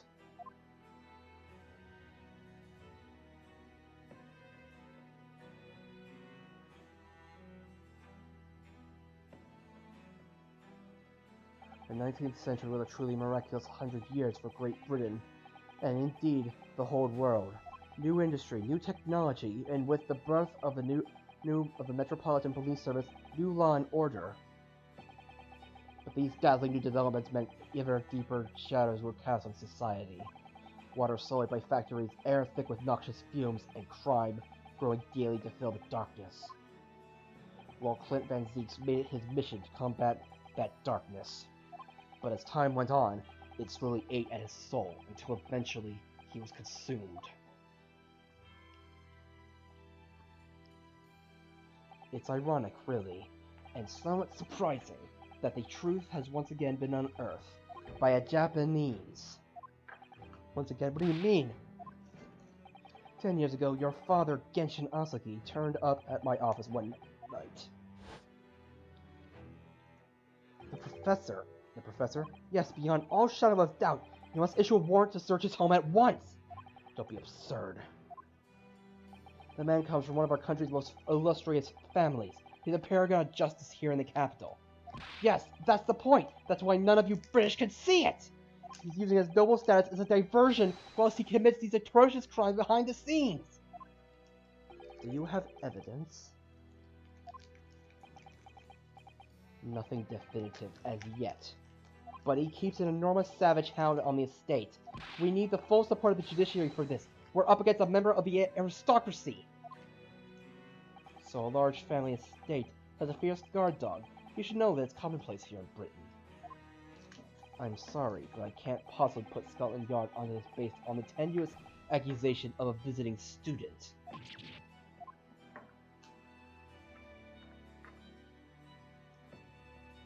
So I turned down Oski's plea. As a result, he took it upon himself to visit the Van Zeek's mansion on his own. We can only imagine now what happened between the two men. Though we know the outcome, of course, Lord Clint Veeks perished. I don't believe this. So, in actual fact, Cosmo-sama's father did? He made the late Lord Van Zeeks meet the same fate. He put a permanent end to the Professor killings by taking the drastic measure of ending the perpetrator's life. As soon as I heard, I hurried to the mansion. When I arrived, it was easy to grasp what had happened. And what about the will? Oski must have already taken it. Nothing of that nature was found on the scene. We had no idea of the existence of such a document at the time. Holy crap!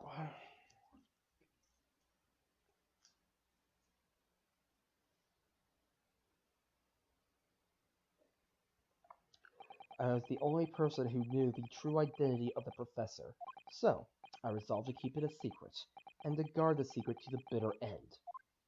So you're admitting to it, that you were behind it all! It was you, then, who pinned the crimes on my father! I did what needed to be done in order to protect the law and order of the British Empire. Even if that meant employing an unforgivable ruse. Then it was you who arranged this fabricated evidence. I ordered the detective to take care of it, whilst keeping the truth from him. Naturally. Gregson. Obviously, he opposed me at first. Are you off your rocker? We can't do something like that.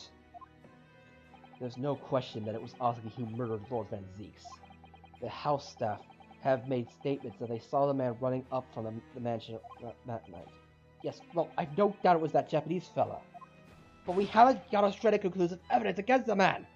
And what's worse than that, he doesn't keep a dog, so we're short of a murder weapon to boot. And we're short on time, Gregson. We must put a stop to this man's rampage for the good of the country. So, we'll use whatever means necessary. Do I make myself clear, detective?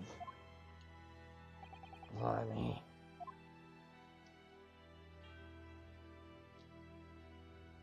So that night, 10 years ago, when I was attacked by those thugs in the back streets, Genshin's ring was taken. That was him, was it? That was Gregson and some hired help? Then the detective handed the stolen ring to Dr. Wilson, who feigned its discovery from the victim's stomach during that autopsy. And in the light of the decisive evidence, Mr. Asagi was found guilty of the charges brought against him.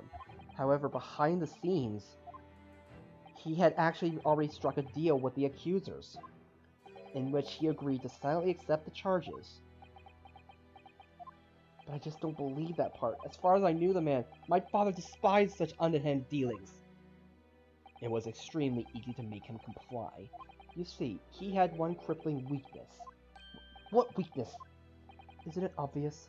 You, Kazuma Asagi. Me!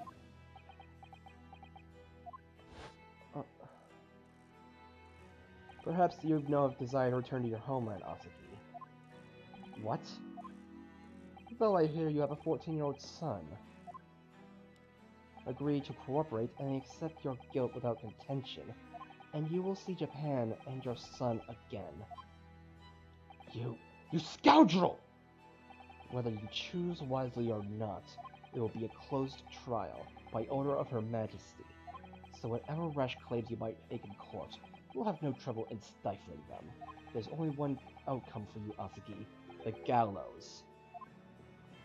Don't forget that I still have a weapon at my disposal. A document revealing a truth that I know you're desperate to keep hidden.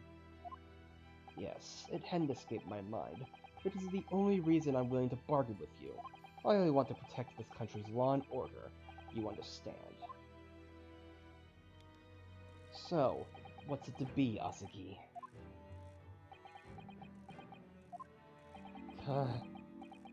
Kazuma,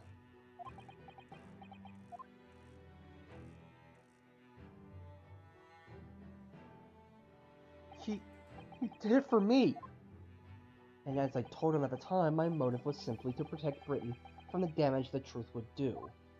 To protect this country's law and order at any cost. Objection!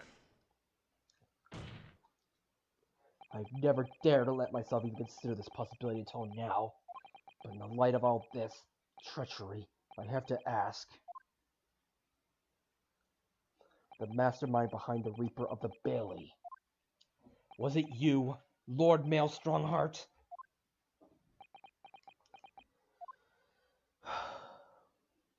A rather brilliant idea, wouldn't you say, Lord Barrick von Zeeks? Oh no, that the spirit of your late brother, that paragon of justice, should return to reap justice for his sibling. Could there be a more appetizing tale for London's masses, I ask you? What? What brazen...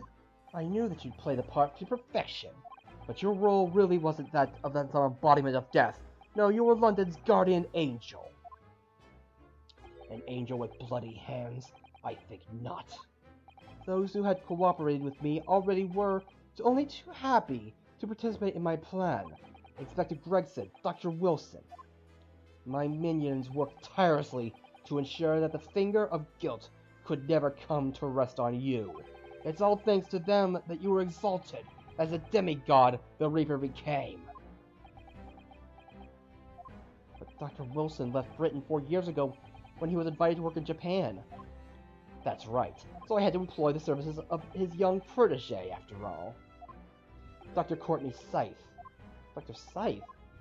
So what was the execution of the professor and the subsequent reign of the Reaper of the Bailey? I've successfully safeguarded law and order in our mighty capital for the past decade. That is everything. Oh gosh.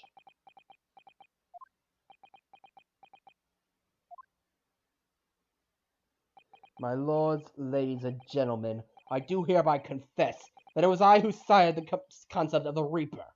However, let me say in my defense, it was all for the preservation of law and order across the entire empire. Lord Strongheart did it? An unforgivable collection of crimes, but still, all those who died at the Reaper's hand were rotten to the core anyway. It was all in the aid of keeping London safe. There is no one left now who can reveal the precise truth of what happened 10 years ago. Therefore, this trial can go no further. Now, I would like to entreat all those present. Beyond these 4 walls, nobody need know the truth. Even Her Majesty must be protected from this. I trust you all appreciate the importance of my request. It's of course for the good of the country. Can he do this? Can the trial really end now? Hold it! This is too horrible. I have one last question for the accused, Lord Van Zeeks. What? Of course, I know that you're a highly accomplished prosecutor, so I find it hard to believe that you didn't have any doubts at all. That you never suspected your older brother. Yes, the same thought occurred to me.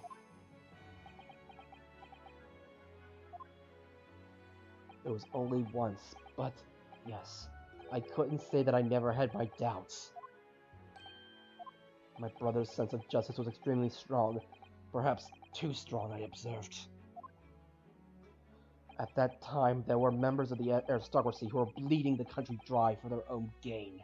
And since they were nobles, they were untouchable. For my brother, it was a source of great turmoil. And coincidentally, at the same time, the professor began his terrifying reign. During the time of the professor killings, my brother did not appear to be himself. And that made you suspect. Yes. But it was only once, not more. Only once, really. Clint wasn't the culprit. That was my conclusion at the time, and I still believe that now.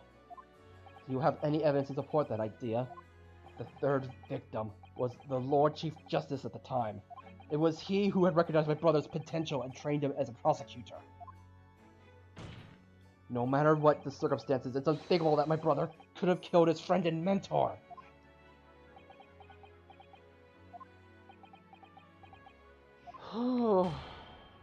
That will do. Neither Clint nor Van Zeeks nor Genshin Asuki still walk this earth. However much we debate this matter, we cannot hope to reach a conclusion. But there are only two extant pieces of evidence from the time. The woebegone ring that acted as incriminating evidence to condemn Genshin Asuki, and the 3-paged last will and testament penned in black ink and left behind by the Met. 3-paged? The wretched truth of what happened is exactly as I have explained. 3-paged. Wait a minute. Later today, I will present myself at the Ministry of Justice for whatever sanction is deemed appropriate. That is all. Court is adjourned. Hold it! Objection!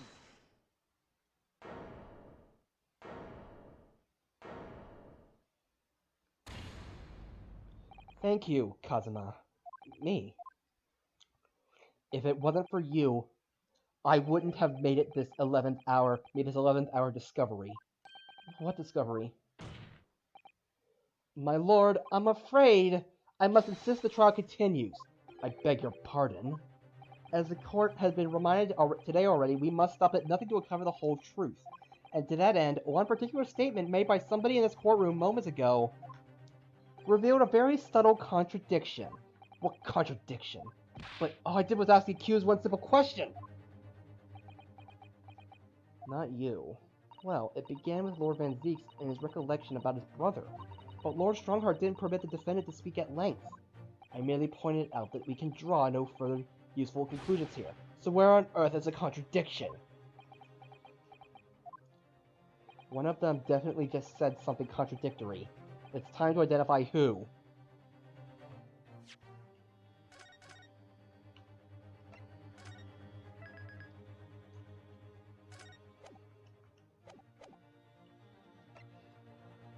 It was totally Van Zeeks. Totally.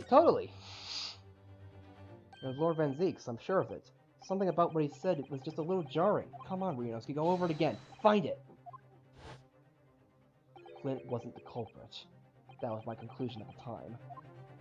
The third victim was the Chief Justice at the time. It was he who had recognized my brother's potential and trained him as a prosecutor. No matter what the circumstances, it's unthinkable that my brother could have killed his friend and mentor. Lord Van Zeeks, would you care to explain? What exactly am I supposed to make of those pitiful Japanese eyes?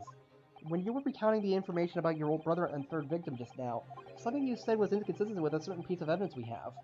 Inconsistent. And even though the inconsistency arose from words out of the defendant's mouth, we have a duty here to pursue an explanation. What are you playing at? I fail to see the defense's intention here, but clearly the court cannot ignore this new development. Okay. Well, let's just go all the way. Let's just go all the way with this, I guess. Dear me, oh, this evidence makes it very clear indeed. Well, there's no contradiction with either the defendant or myself, naturally. No, the contradiction here lies squarely with you, counsel. Ah! We wasted enough time. It's clear to me that any further discussion of this case will be fruitless. Barak von Zeeks, I would like to think that however misguided, you acted out of a sense of justice nonetheless, though it pains me to have reached this conclusion. No. Wait, my lord! In accordance with the findings of this court, I hereby pronounce the defendant, Barak von Zeeks. That concludes business. Court is adjourned. And that's...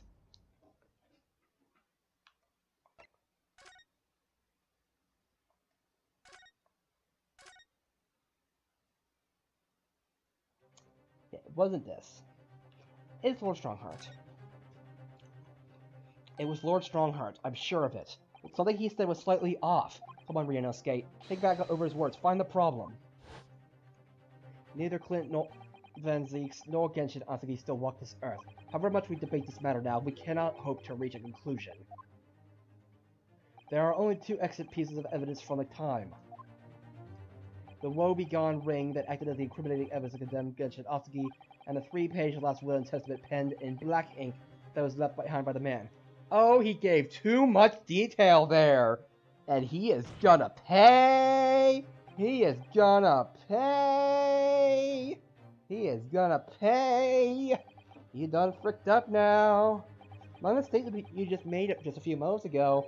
Something you said was inconsistent with a piece of evidence we have. Inconsistent.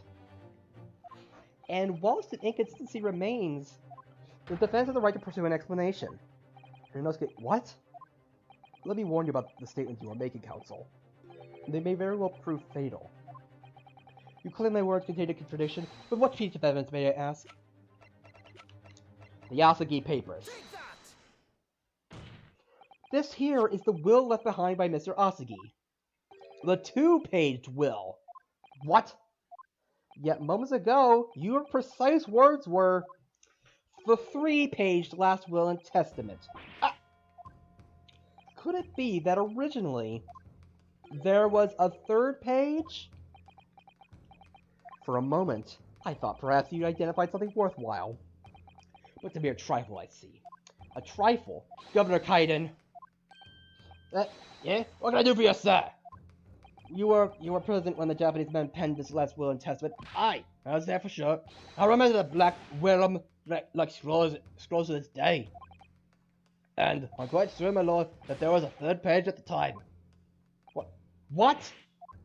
Only the first 2 pages that were the actual will, though. If I mind correctly, the 3rd was a message to his lad back in Japan. For legal purposes, we required only his will. And we wouldn't have wanted any uncomfortable words about Britain to get back to Japan, eh? So it was decided that the 3rd page oughtn't to be sent. Objection! How dare you make that decision? I had a right to know what it said, to hear my father's final words to me! The courtroom is no place for sentimentality, counsel. As it happens, I have the 3rd page of the document with me now. My father's message! It will be given to you at the end of these proceedings. It will be too late once the trial is over. We need to know what it says now! Even the slightest thing may give us a vital clue. Come on! My lord, the defense calls for Genshin Asagi's last words to his son to be read out loud before the court now. Your request is denied. The inevitably maudlin words can be of no consequence now. Objection! The prosecution agrees. The court should know the content of that message. Every possible piece of evidence must be thoroughly examined. Very well then. Governor Kaiden, you will read the 3rd page of the document for all present to hear. Yes, sir. Only I should point out, my lord, that I cannot actually read worm language. This beautiful handwriting. Shame on you, Barry. Hey! If I could be of assistance here, I would be happy to translate the words into English for the court. Father! You're still here, are you, Dr. Mikotoba? Naturally. I consider myself a member of the judiciary, albeit a lowly one. But perhaps I should quietly withdraw after I've translated Genshin's message. Your cooperation is much appreciated.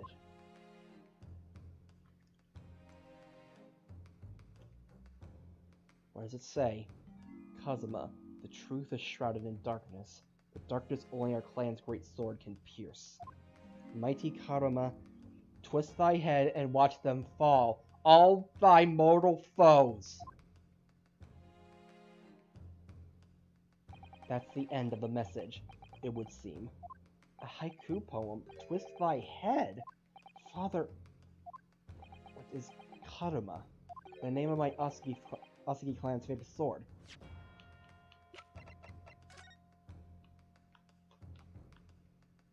Twist thy head, twist thy head.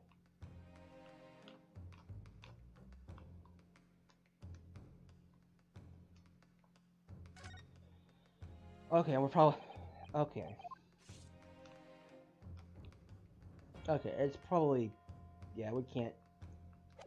Yeah, we can't do anything with it yet.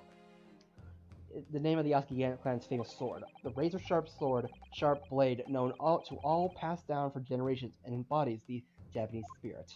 It's not known to me. It's a katana sword that was submitted as evidence earlier in these proceedings. The one worn by the prosecution counsel when he confronted Inspector Gregson.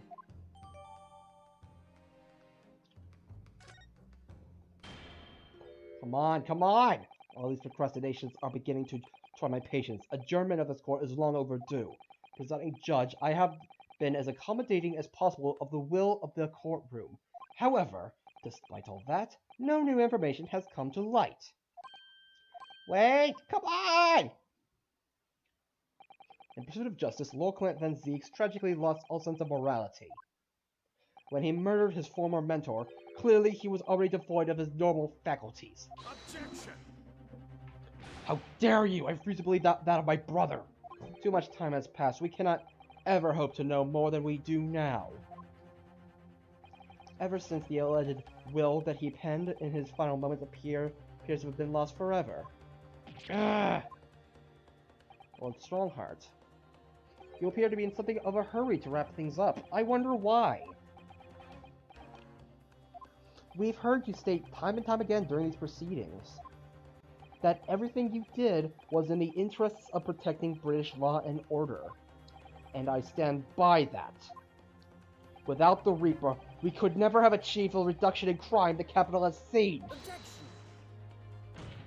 What about Inspector Gregson then? And Dr. Wilson? They were no criminals. You used them to achieve your ends, and then you had them killed. However you dressed it up, there was nothing fair or just about that. Lord Strongheart, what exactly is that you're hiding?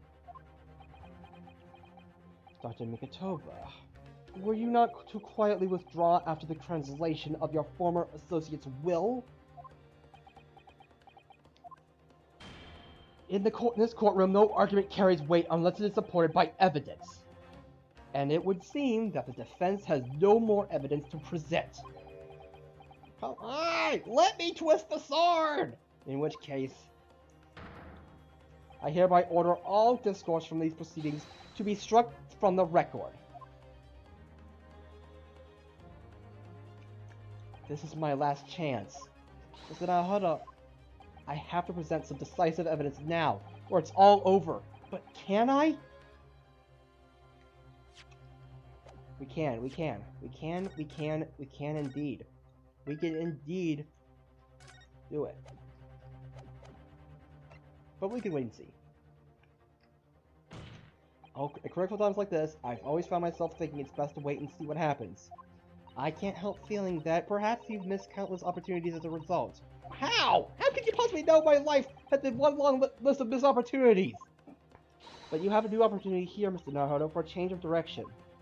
But you must be quick, before Lord Strongheart's improvised gavel hits the bench. That is all. The court is adjourned. Hold it! Not yet, my lord. As it happens, the defense does have evidence to present. Yes! Whatever evidence you think you have, I'm quite sure it's deserving of this. What?!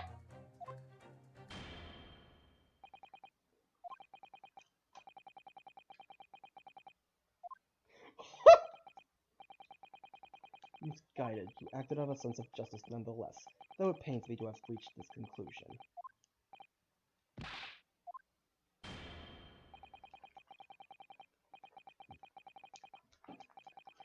Well,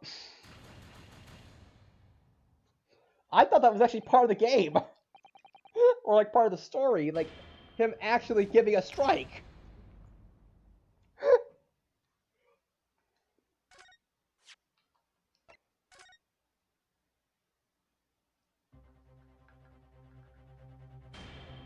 In this courtroom, no argument.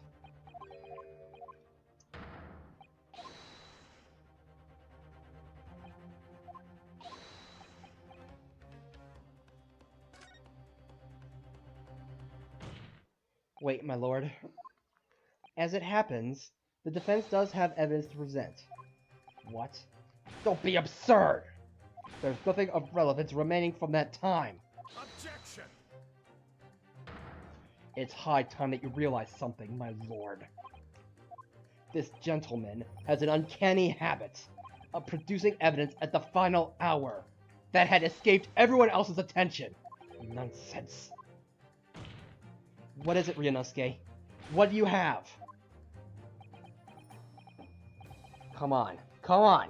I dare say, the final decisive piece of evidence that will reveal the whole truth about this rotten tale. How could you... Decisive? Well, it would appear there's no escaping it now, my lord. Let it be so, then. Present whatever you think you have that can settle this decade-old enigma if you're capable. What exactly is this evidence that the defense claims to be so decisive?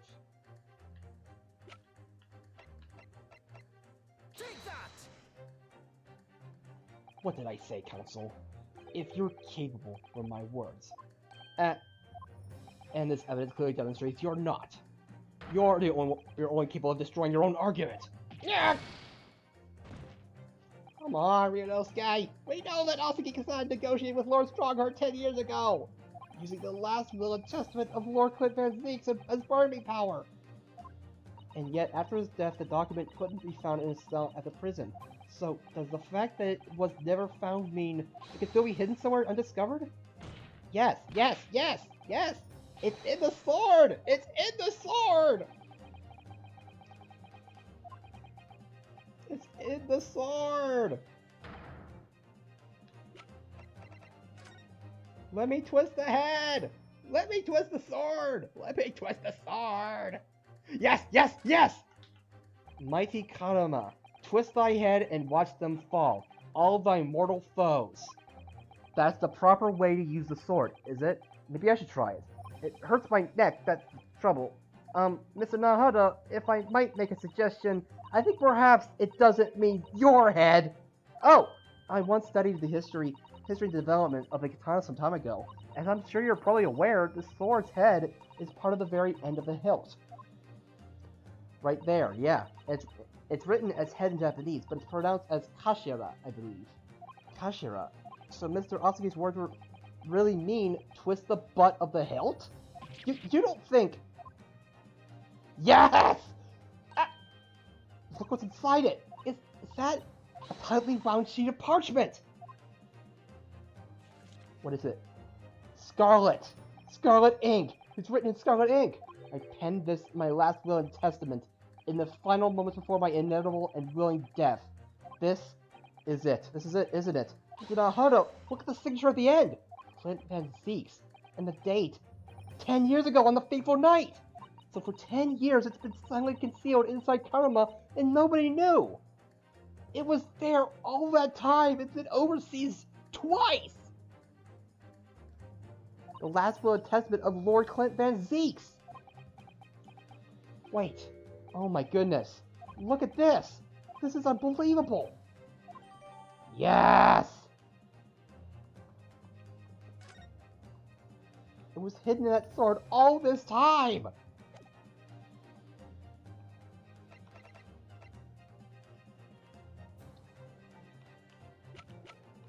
I can't even examine it.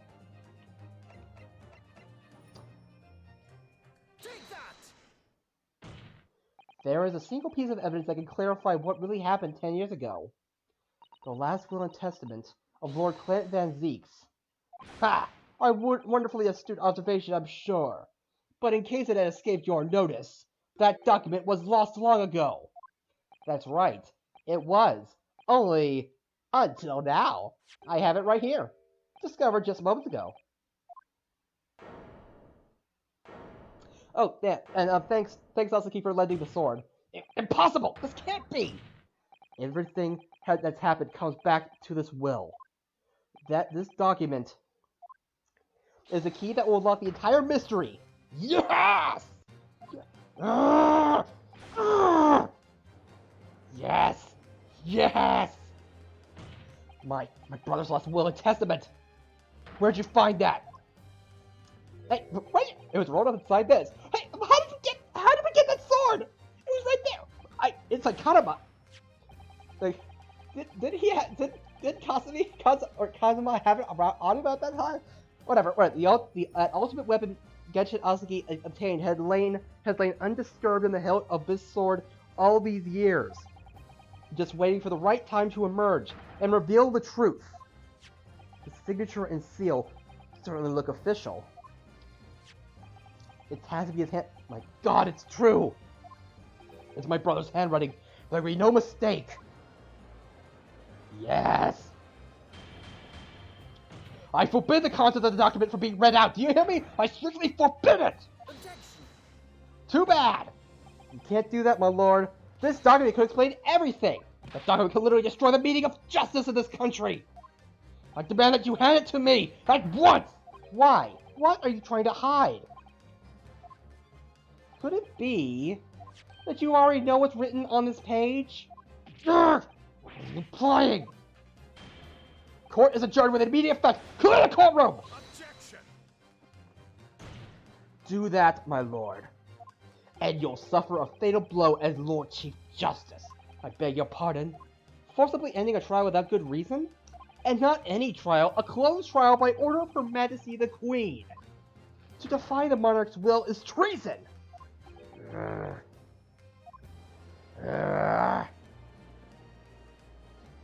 Well, Clint Van Zeeks really did pen a will that day. Just exactly as the young Japanese man said. Read it out now! We have a right to hear what's in that will! A right and a duty! Well, well, my lord. It would rather appear that as though proceedings aren't going to go quite as you'd hoped. You fools! Go ahead, Ryunosuke. Read it! The prosecution gives its full support. Yes, come on. Very well then. No, for God's sake! No!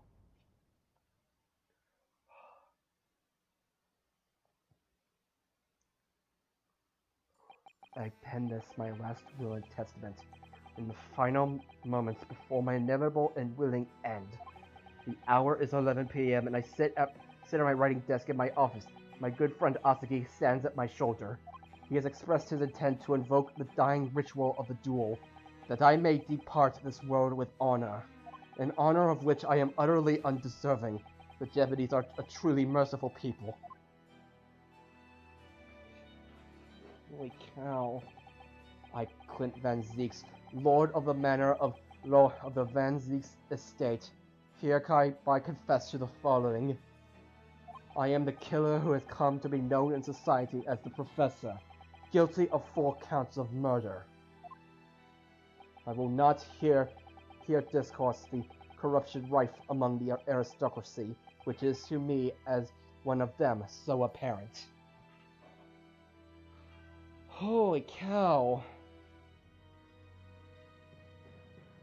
However, 6 months ago, I took the life of a member of the House of Lords at the heart of the depravity, a demon who habitually sacrificed the common man to further his own interests, abusing his position of power.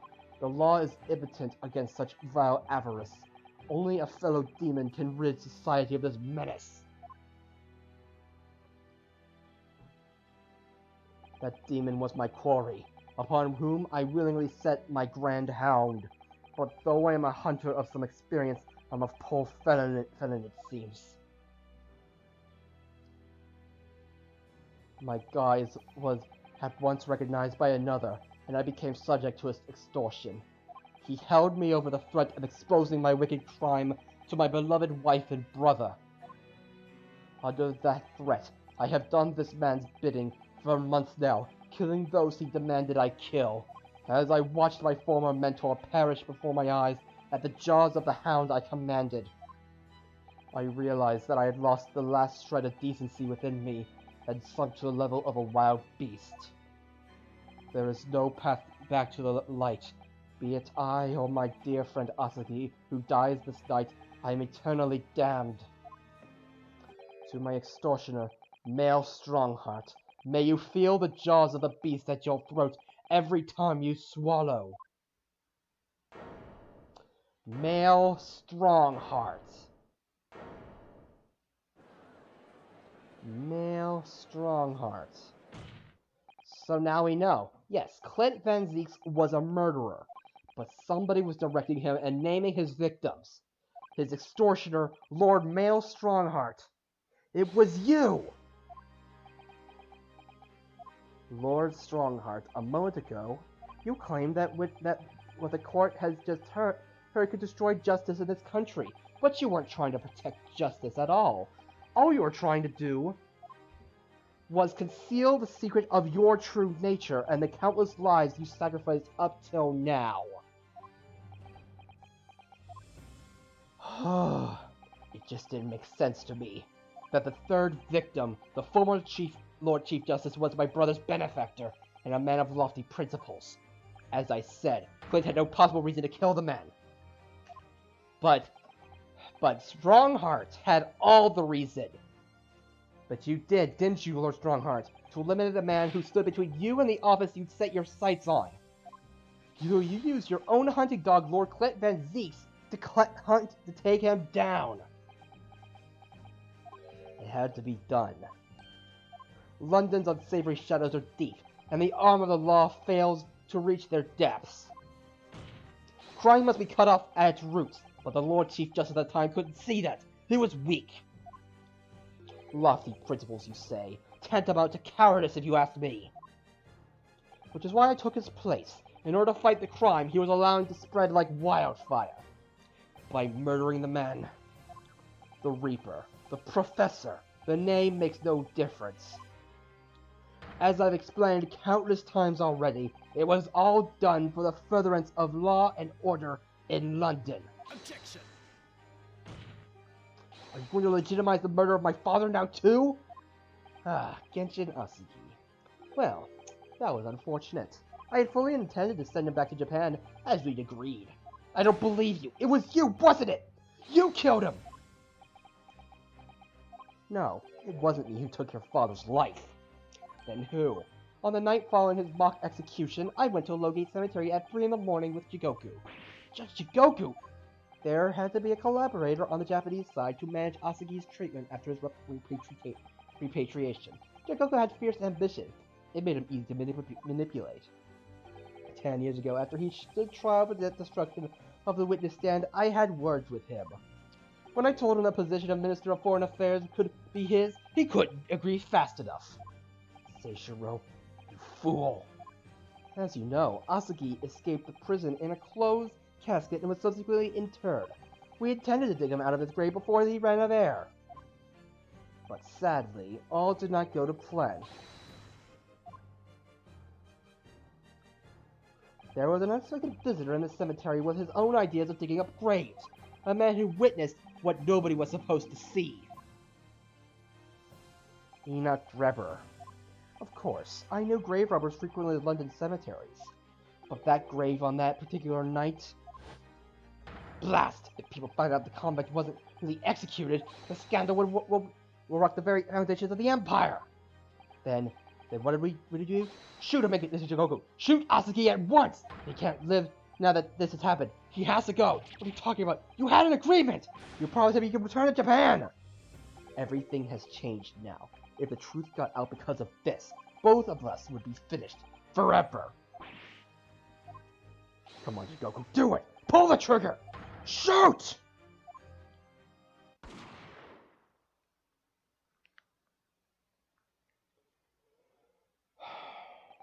Jigoku shot Asugi from the shadows. The grave robber was so close, the blood sprayed over his coat. He fled as his legs would carry him. Then Jigoku and I put Asugi's body back in the grave from which he just emerged. When I later learned of the waxwork modeler's presence at the scene as well, I made her swear to two things. Never to remove the professor's mask, and never to speak of the events of that night. And with that, the secret was buried along with Asugi's corpse. So, now you know what really happened in Logate Cemetery that night.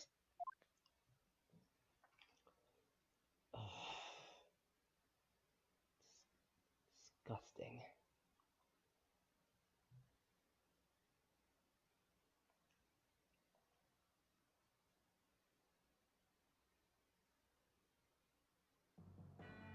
It was Jigoku, your Japanese acquaintance, who killed Asagi in the end, you see.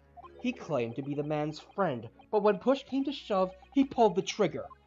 A trigger you gave him. A trigger just before Mr. Jigoku left the courtroom earlier. He said that the assassin exchange proposal was a demand from his British counterpart, not a request. So you coerced him too, using what happened in the graveyard. By that time, Jigoku was the Minister of Foreign Affairs negotiating internal treaties with Britain. You can imagine what would have happened if it came to light he murdered a compatriot 10 years earlier. He would have lost everything. I merely reminded him of that. How do you sleep at night? These past 10 years, I've fought tirelessly with the darker recesses of London's criminal underworld, and I've used whatever means necessary to ensure that justice prevails and law and order reigns supreme. Objection. That is bull. That couldn't be further from the truth. The fact is, you haven't fought a crime at all. How dare you! I saved Clint Van Zeeks from dishonor in his death! Objection. Whilst behind the scenes, you systematically buried anyone who stood in your way. And then, you made my father take the blame. It was unavoidable. It's the only way to protect our justice system and public order. Let's not forget the others you had killed as well. Setting the defendant up as the Reaper to cover up the truth behind the murders of countless more. That's enough! Do you have any idea of the conniving that led to the acquittals of those wretched criminals? We have to fight fire with fire. Our courts can't function without a Reaper. Can't you see I've done all I've done for this country? That has been my struggle. Objection. You've done nothing. It's Lord Van Zeeks here who worked tirelessly to justly in court while enduring the disgrace of the Reaper name. And Inspector Gregson fought with anguish for having sullied his hands through a desire to do the right thing. Not to mention Genshin Asagi, who risked his life going in pursuit of the truth you tried to hide. No, the darker recesses of London's underworld were largely filled by you. You little... When will you get it through your thick skulls? That is all for the Queen and the country? I'm tired of that excuse. You've consistently twisted the truth for bargaining power to make others do your bidding. Nothing more. People who willingly twist the truth and coerce others have no right to call themselves part of the judiciary. I strongly suggest you don't ever talk of justice again!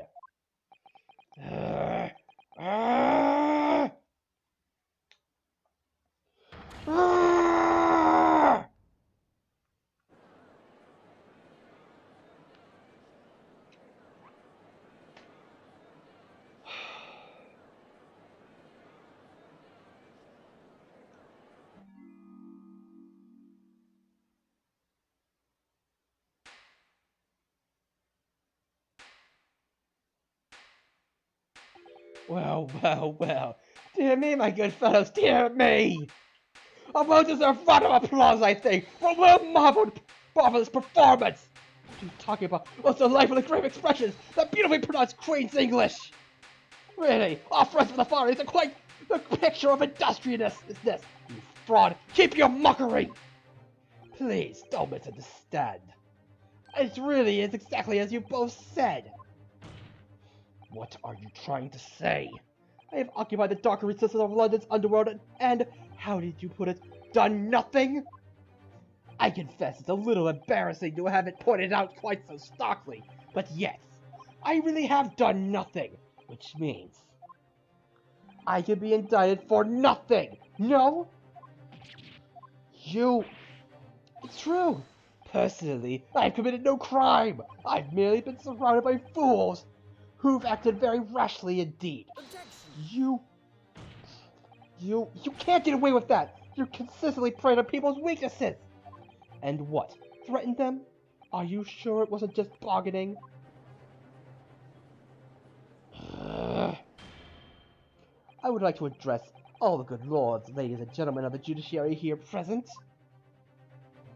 You all know these darker recesses in our great capital, and deep down I believe you also know that to fight those who dwell there requires at least some of us to occupy the darkness ourselves. So let me appeal to your good sense now. Consider the situation with me. If this catalog of horrifying revelations were to become common knowledge among the 6 million inhabitants of London, what might happen? To learn that the infamous murder of royals and nobles was a well-respected member of the aristocracy himself. That evidence was fabricated in the scapegoat's trial amid secret negotiations with prosecutors to end a jailbreak. That the Reaper of the Bailey was an organized group of assassins managed by a Scotland Yard inspector. And finally,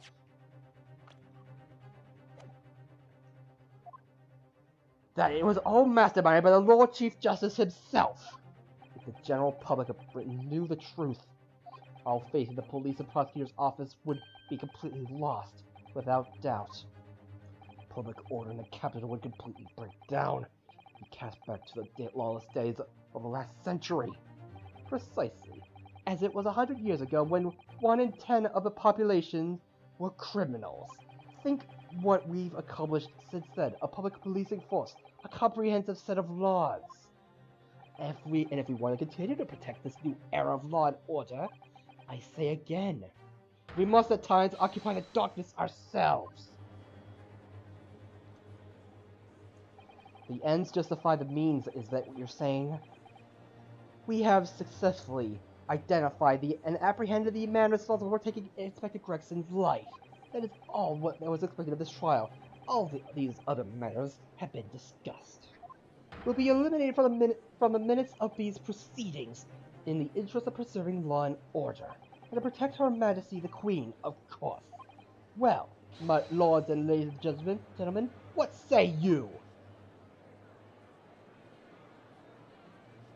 He has a point. The things Lord Strongheart has done are quite unforgivable. But on the other hand, isn't it our duty to maintain law and order in the capital?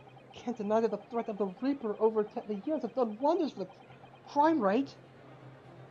And by fair means or foul, that's all thanks to Lord Strongheart. Traitors.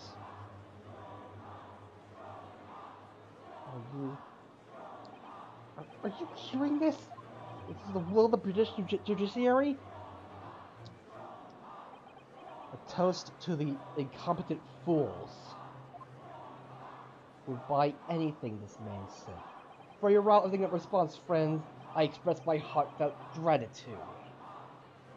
Therefore, in accordance with the overwhelming wishes of the court, the record shall be erased.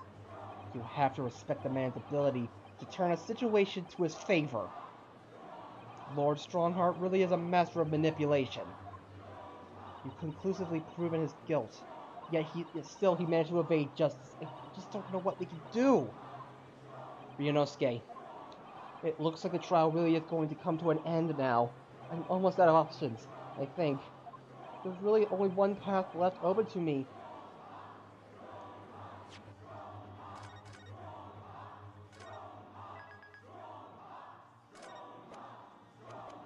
Wait and see. Totally. At critical times like this, I've always found myself thinking it's best to wait and see what happens. I can't help feeling that perhaps you've missed countless opportunities as a result.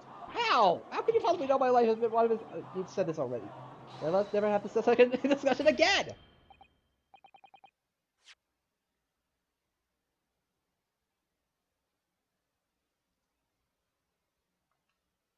Bailiffs requested the minutes of the trial. Hold it! Hold it!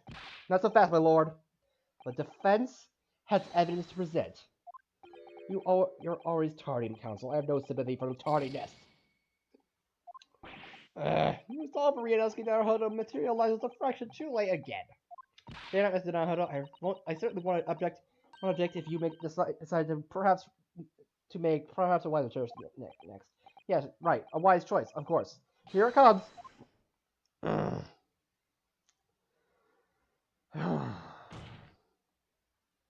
Yes, as I know only too well, the only thing that carries any weight in court is hard evidence. But Mr. Naruhodo... What exactly is there used at this stage of the trial? I have an idea. I have no idea what will come of this, but if there was ever a time to use the particular item we have among the evidence, it's now. Oh! Oh!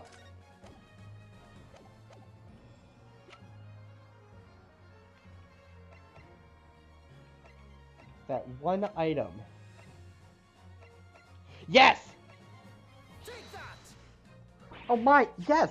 Mr. Sholmes asked if you had this with you earlier. We've exposed all of Lord Strongheart's wrongdoings now. I've no doubt Mr. Sholmes had already deduced exactly how the truth would unfurl. So I think it must be time for the great detective to take center stage, don't you? Yes! Absolutely. Let's take the hair by the ears then and heave! Alright, here it goes. Heave! Ow, ow, ow, ow, ow, ow, ow, ow. My dear fellows, what must I remind you every time? A gentle tug will suffice. Mr. Sholmes, you're looking in quite the wrong direction, Mr. Naruto. Because I'm over here. Ah! Mr. Naruto, he's... What the... What? It's Mr. Sholmes. A hologram! A freaking hologram! I wasn't expecting you back, Sholmes. Delighted to be here again, Lord Strongheart. Wait, what? What is the meaning of this? Bailiff, seize him! Put the man in irons! This is a closed court. You've been warned once already, man. What the? We can't get a hold of him, my lord! Yes! Well, we just go right through him. We go right through him! I'm afraid your efforts are wasted, you see. The great detective you see before you is composed entirely of light and shadow, an image as you will. Ha ha! Ha ha! Mr. Naruto, I must congratulate you on your fine deductions. Mr. Sholmes, what on earth is... Are you familiar, I wonder, with the invention known as a telephone? Well, yes, I hear that some public telephones have been installed recently in Tokyo. The sound of the speaker's voice is converted into an electrical signal and transmitted instantly to another place. Quite. Sounds are transmitted, so could not images keep them company, I mused? And I did some modest experimentation to develop such a device specifically for this very day. Modest experimentation, Mr. Sholmes, what a modest description. And somewhat incidentally, I thought we might as well transmit an entire seed. Somewhat incidentally, Mr. Sholmes, now you're just being immodest. Do you mean to say you're not actually here, Sholmes? Ah, I knew my trusty partner would have no trouble grasping the concept. Except he's grasping the stand to steady himself after your shock arrival. Poor father. I would have hoped he might have been forewarned, being a great detective's great partner. Leave my court word at once. Get out, or I swear to you. Dear me. You, on the other hand, Lord Strongheart, appear to have a very full grasp on the situation. Allow me to reiterate, I am not here, which would, I hope, lead naturally to one asking, where exactly are you? The very question I was awaiting. I am at present enjoying the air in a rather splendid garden. A garden? Not just any garden, you understand? A garden at Buckingham Palace. Oh my gosh! Oh my gosh! It can't be! Buckingham Palace? What's Buckingham Palace, Mr. Sato? I've never heard of it. Do you ever read the news, Mr. Naruto? Mr. Sholmes, is Iris with you there? Ah, well now, Iris is currently enjoying some tea. With Her Majesty! Her Majesty! Not just any Her Majesty, you understand? Her Majesty, the Queen of the British Empire! Holy crap! He freaking did it! What? He freaking got the Queen! What on earth is all this about? Buckingham Palace is Her Majesty the Queen's residence in London, Mr. Naruto. Order the court to demand immediate silence! Her Majesty the Queen! You can't be... no! Just some sort of unforgivably distasteful trickery by a third-rate detective, that's all! Unforgivably distasteful trickery? What an apt description. A closed court session attended by elite members of the judiciary is a rare event. I presumed that Her Majesty would be more than a little curious about the proceedings, so I decided to show her everything, from start to finish. Huh? You showed her? Indeed. By dint of the Herlock Sholmes remote cinematograph. You meddling! This is some kind of nightmare. Just as I appear to be standing before you, regaling you with talk of my latest invention, no doubt you've inferred that the reverse is also true. You don't mean Her Majesty has seen and heard every moment of the proceedings? I assumed that there would be no objection. After all, every trial in this country is conducted under the auspices of Her Majesty, as you know. You! I confess, I am quite impatient to hear Her Majesty's opinion about the unforgivably distasteful trickery in which you've been engaged over the past 10 years. No! I was merely...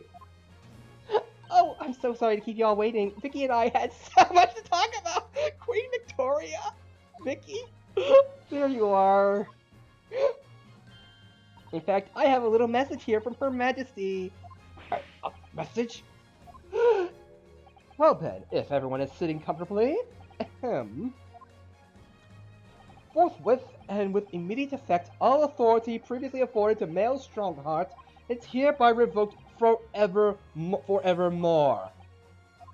Furthermore, he will be prosecuted for crimes against his country in a public trial by jury in the coming days. So, it seems that Her Majesty doesn't believe we need to fight fire with fire. You go, Queenie! Yeah! Justice in this country needn't be administered from the shadows at all. Yes! Male Strongheart, the darkness you fostered to conceal your despicable actions these last 10 years is a thing of the past now. After today, your brand of law and order has no future, because no longer are you the Lord Chief Justice. In the eyes of the law and of Her Majesty the Queen, you are nothing but a criminal!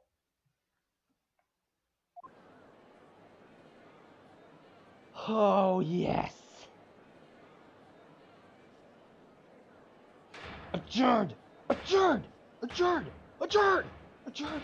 Order adjourned!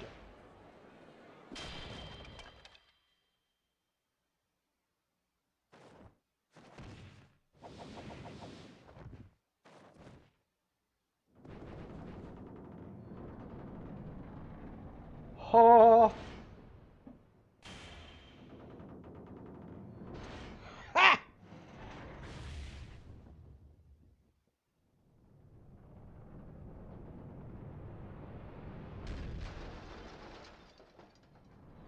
Oh!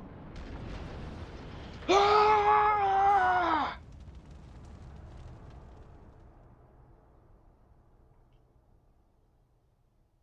Oh.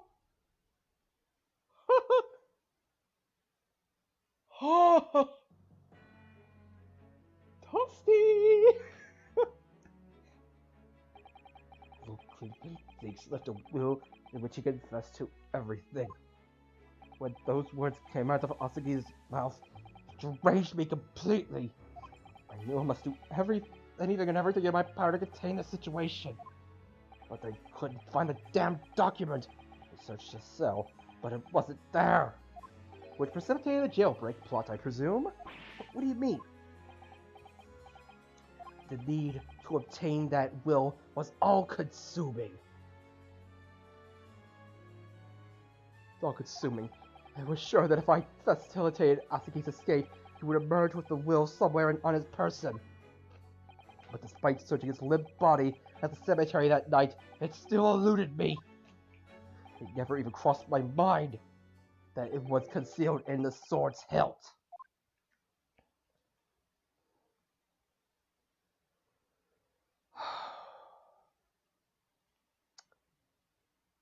Hey, Judge, we got any... What pains me now is that my brother left this world without a word to me. I'm sorry, Lord Van Zeeks. In point of fact, I think perhaps that isn't the case. Sorry? How can that be? There is more to his last will and testament. Huh? What?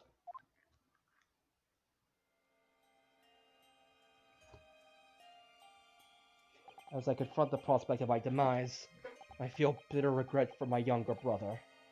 Barak, you have always looked up to me, and now you followed in my footsteps to become a prosecutor.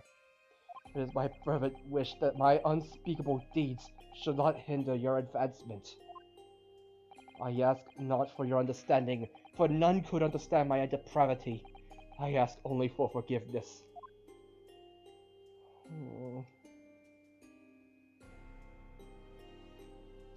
Asagi is a fine detective, and a hunter worthy of respect. He has agreed to honor my final two wishes. The first is that this document survives. The second, I cannot commit to paper. I have confessed my sins to my wife. May she find resolution in my death. With my eternal gratitude to my Japanese friend, I rest my quill. Clint Van Zeeks. And then they dueled. Clint. Then they dueled. And Asagi was the victor.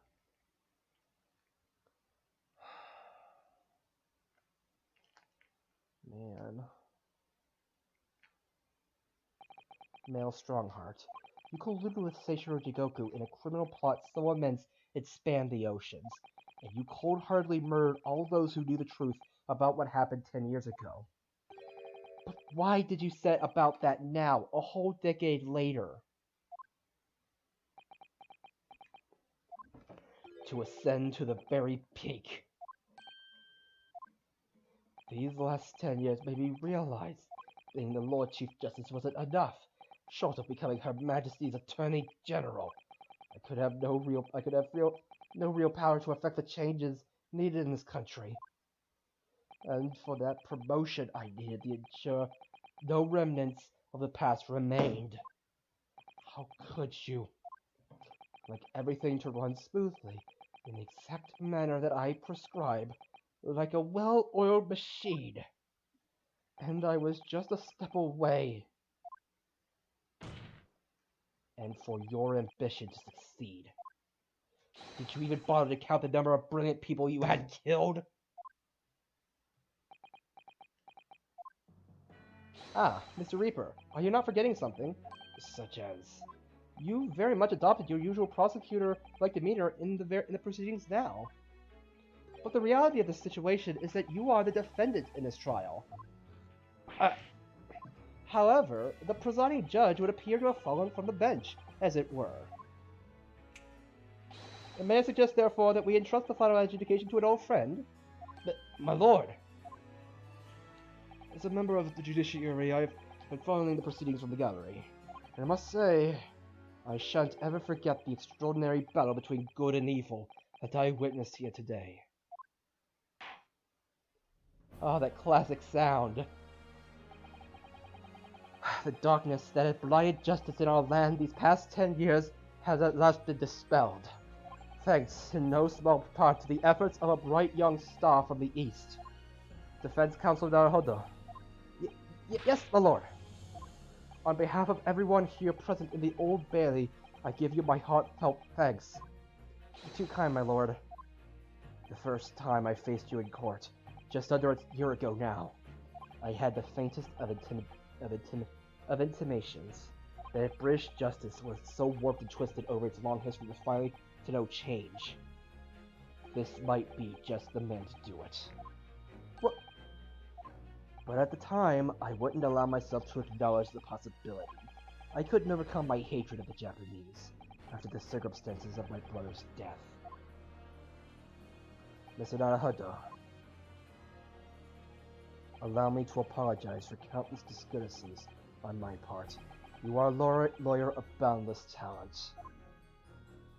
Oh, Lord Van Zeeks! I noticed that. When I first arrived in Great Britain, I was literally a nobody. Certainly not a lawyer. The truth is, my fortunes have entirely been made by the miraculous people I've met. My best friend, Kazuma Asagi, who led me here to Britain in the first place. My loyal and ever-patient judicial assistant, Mrs. Sato, who helped me study to become a lawyer. The brilliant Lord Van Zieks, who never failed to challenge his leap-and-knees rival. And not to mention, the exceptional master of logic and reasoning who showed me the true art of deduction, Mr. Sholmes.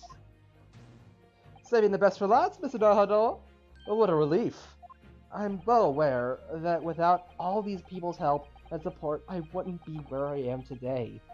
The truth is a guiding light that always leads to happiness. If I've lived by that principle for a long time now, but actually it's not true. The truth can also cause great pain, sometimes even leave people on the brink of despair. And for that reason, there are those who feel the need to hide the truth, who do it instinctively even. But as soon as we allow our eyes to settle on something other than the truth, the darkness takes hold. And from there it grows until eventually it makes us blind to the guiding light of the truth altogether. So that's my belief, that we must all resolve never to avert our eyes from what is just and true.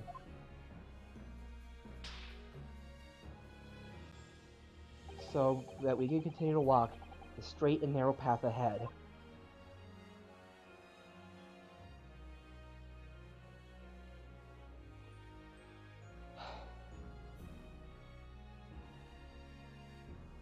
Well, I must excuse myself now. But before I go, Mr. Nahado, let me compliment you on your grand opus. But what? Without your beautifully composed case against Lord Strongheart, Her Majesty would have been unable to act.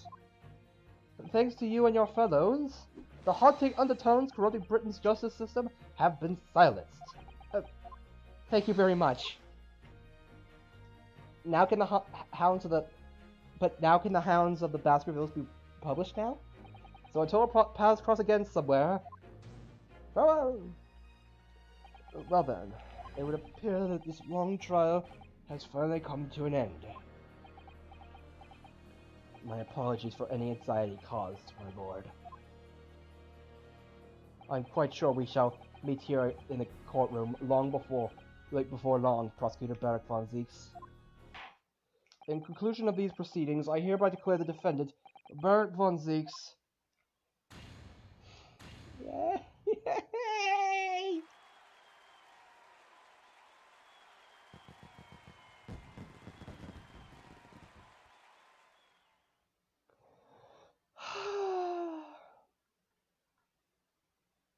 That is all. Court is adjourned.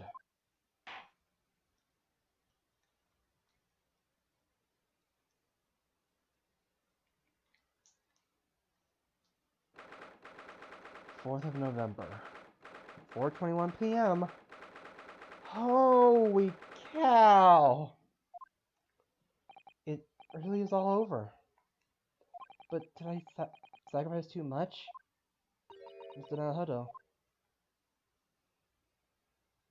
I really must congratulate you. It was truly splendid performance. Honestly, I couldn't be happier for you. Oh, thank you very much. But I really couldn't have done it without you at my side at all. Through it all, Mrs. Sato. Oh. Your kind words mean so much to me. It really was a splendid show, that, Naruto. I just thought you'd be smiling from ear to ear, but you look rather glum. Well, of course I'm delighted about the verdict, but in exposing the truth, I'm afraid I've caused my client a great deal of pain. I'm not really sure that's what a lawyer ought to be doing.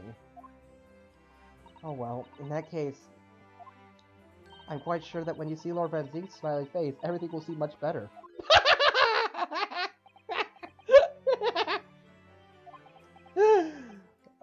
Mrs. Sato, everything seems worse. He has a face like thunder. Oh dear. I really shouldn't have presumed. Mr. Naruto. Yes. Almost a year it's been now since I first encountered you here in this very courthouse. For you to have risen to the level of excellence you demonstrated today, well, it's quite remarkable. But I exposed the most unpalatable truth you could ever have imagined in court today. I feel as though I've robbed you of something that you held so dear. What was it he said? To fight those who dwell in the darkness requires at least some of us to occupy the darkness ourselves. But that was just the feeble excuse of a coward. Only those with a steadfast eye for the truth have what it takes to fight the dark forces of crime. You made fine work of establishing that fact in court today. Oh. Well, thank you. What magnanimous words. I'm quite sure that Kazuma-sama would have a smile on his face at this very moment if he were here. Kazuma.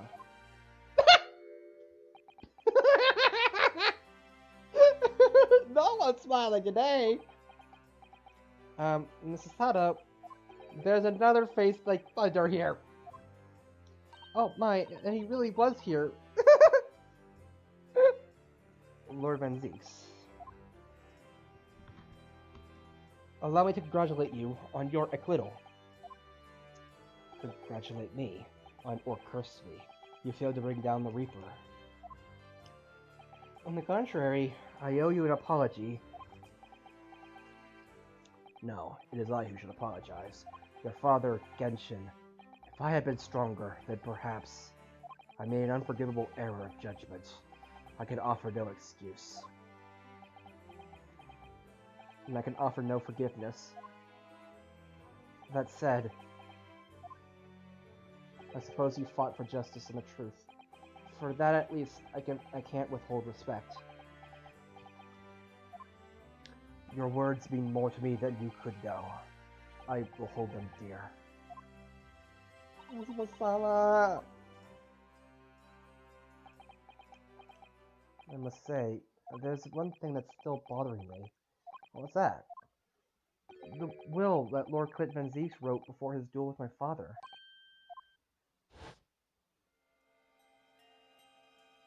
Hatsuki is a fine detective, and a hunter worthy of respect. He has agreed to honor my two final wishes. The first is that this document survives. The second, I cannot commit to paper. I have confessed my sins to my wife. May she find resolution in my death. With my eternal gratitude to my Japanese friend, I rest my quill. Quint Van Zeeks. What can the second of his final wishes have been? That your father agreed to honor, you mean? I think perhaps I might be able to shed some light on that. What? Father? It was 10 years ago, as you know, the day before the execution was scheduled. I went to the prison to say farewells to Genshin.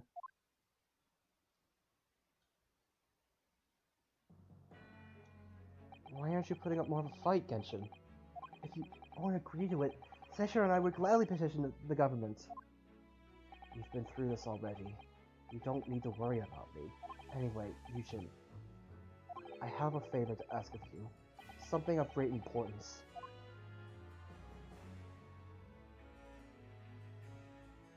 You're one of my greatest friends, Genshin. Whatever it is, consider it done. I'm going to tell you an address. I need you to go there at once, in secret and telling no one. You find a lady of the gentry in hiding there. A lady of the gentry? She's not in a good way, and she's with a child. The birth is imminent. As a medical man, I'd like you to tend to her. Please. You're her only hope. By any chance, is a child yours, Genshin? Don't be daft. It's a favor that was asked of me by a man I knew, as his dying wish. My goodness. I swore to the man that I would help. That I would do whatever I could for his wife and his unborn child. But if something should happen to me, I need to ask you the same favor. You're the only person I know who could truly rely on. What did you say? If something should happen to you, tomorrow night, you're going to be...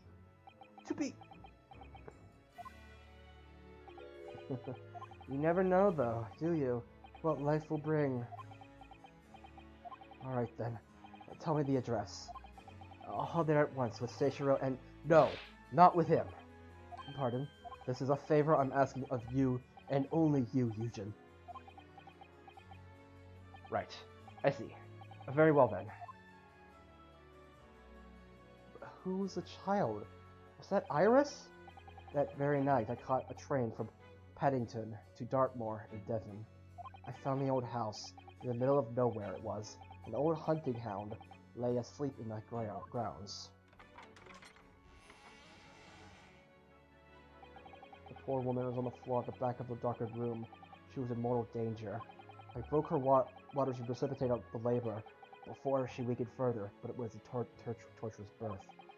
Everything humanly possible for her and her child. No.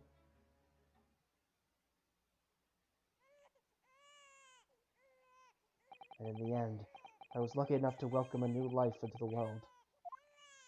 But tragically, my efforts to save the mother's life were in vain. I held the healthy newborn girl in my arms and wept for longer than I care to remember. Eventually, in something of a daze, I looked around the room. There was a precious little in it, but an old travel trunk caught my eye. It had clearly been well looked at after the years, near top-quality leather with fine stitching. But it was when I saw the emblem on the side that everything dropped into place. Baskerville. B for Baskerville. Baskerville? You mean the woman was the wife of Lord Clint Van Zeeks? That's right. The newborn was his daughter. But that makes no sense. Why on earth wouldn't Clinton have entrusted the child to my care in that case? I was completely unaware that he even had a daughter. I suppose he didn't really have any choice. What? Well, your brother said he'd confessed everything to his wife, so she must have been beside herself with worry for her child. If the true identity of the professor were to ever be made public, the girl would be forever branded as the daughter of the infamous mass murderer. So the only solution was to distance the young girl from Van Zeek's family as much as possible. I don't believe it. I imagine in his final hour, Lord Clint Van Zeeks made the obvious choice. He would have thought to himself, this Japanese man here is someone I can trust. I honored my promise to Genshin, of course. However, only a month later, I was summoned back to Japan, and without disclosing the parentage of the child, I couldn't obtain permission to take her with me. Oh, how awful. I was completely at a loss. In the end, I had to ask my great friend. I asked him if he would be a father to her. That be Mr. Sholmes, I presume. So, the daughter, that's Iris. Yes. He took one look into my eye and agreed to it on the spot. Mr. Sholmes, he has a heart of gold. Really, all it could be said that I did for the child was to give her a name. Oh. When I come to Britain, I was trying to escape from the grief of losing my darling wife. So it was her name that I gave the little girl. Your wife's name, Professor Mikitoba, in other words, the name of my mother, Ayame Mikitoba. That's right, Ayame, or in English, Iris. Iris?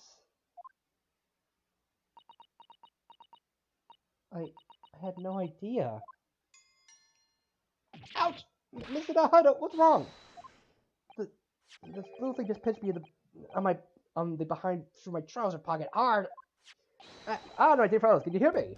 Mr. Sholmes, is that you? Ow!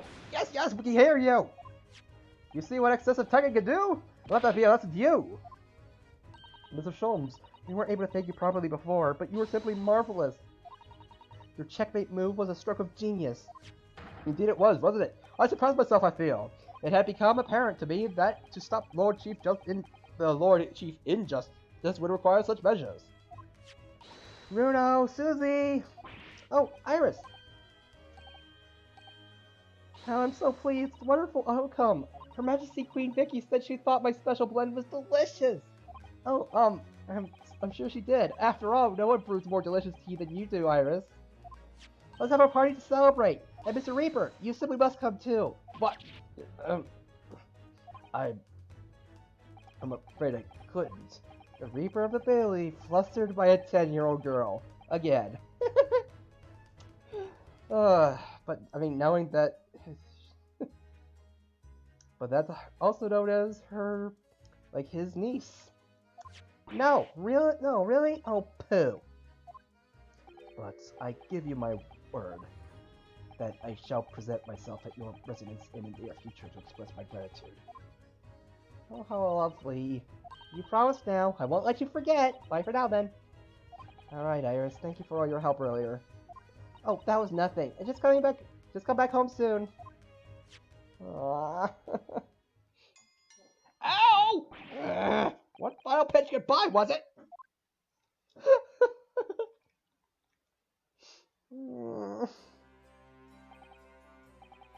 Well, I think I ought to be leaving. Lord Van Zeeks, would you care to accompany me? Certainly. Mr. Naruto, allow me once again to express my deep gratitude to you. I believe you saved my life.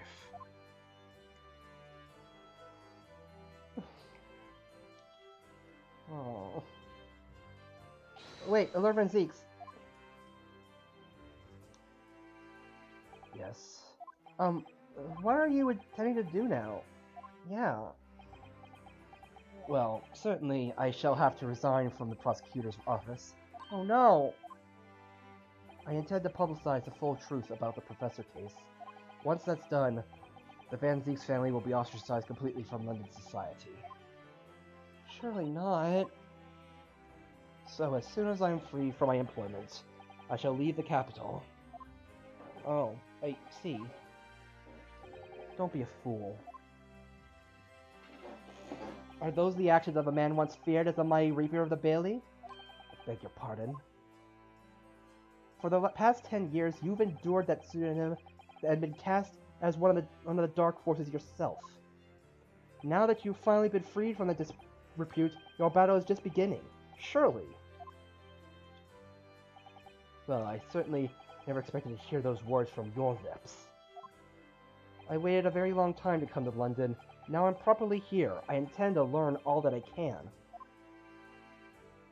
Anyway, goodbye for now. Yunosuke Naruto.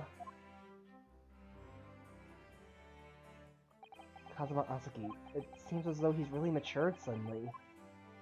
He's not the only one who's matured. Mr. Naruto.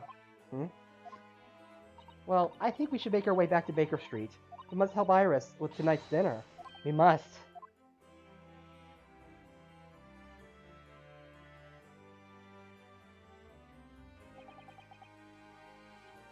Give me a second. I need to use the bathroom. I'll be right back.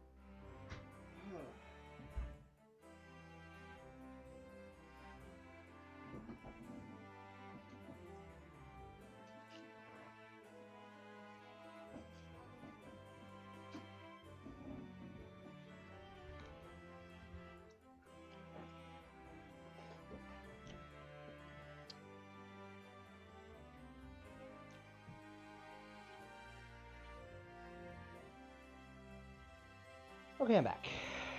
It was then that I came to an important decision about my future. Are you gonna return to Japan?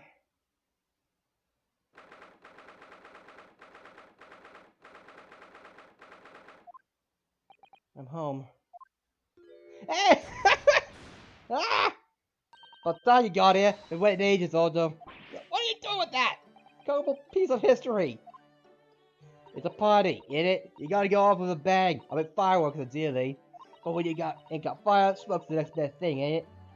There's a girl on Fresno Street who could help you with that, I think. Right. I'll remember that. I remember that. You don't have to reload that thing every time I speak! You really must hear this is quite the most extraordinary thing. I assure you, it will defy your expectations. Take out every detail, Mikitoba. The world-famous Greek detective regaling his partner with the tale of his adventure. A sight to behold. Would you care to hazard a guess? Where do you suppose the fiendish runaway had concealed himself? Would you believe... inside the trunk I found abandoned in his cabin? I would believe it, yes. I say, Mikitoba, I detect not a hint of surprise. I wonder why that is, Maybe because I was there at the scene as well, Sholmes. What? You were? Why the deuce did you say so before? Not quite the sight I was expecting to behold. But still, it's hard not to feel privileged to see it. Hello, just Sholmes, Professor Mikitoba. I'm finally back to the Valley. Ah, not a moment too soon. A feast prepared by Iris and Mrs. Sato awaits. I must say, I haven't seen Sasada looking so happy in a very long time. Ah, Bruno, there you are. Dinner's on the table, everyone. Please do come and take a seat. Time to fill me boots.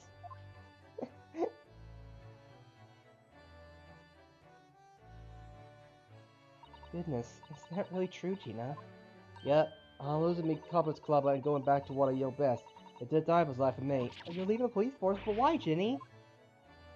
Oh no. Well, the boss ain't around no more, so... Oh...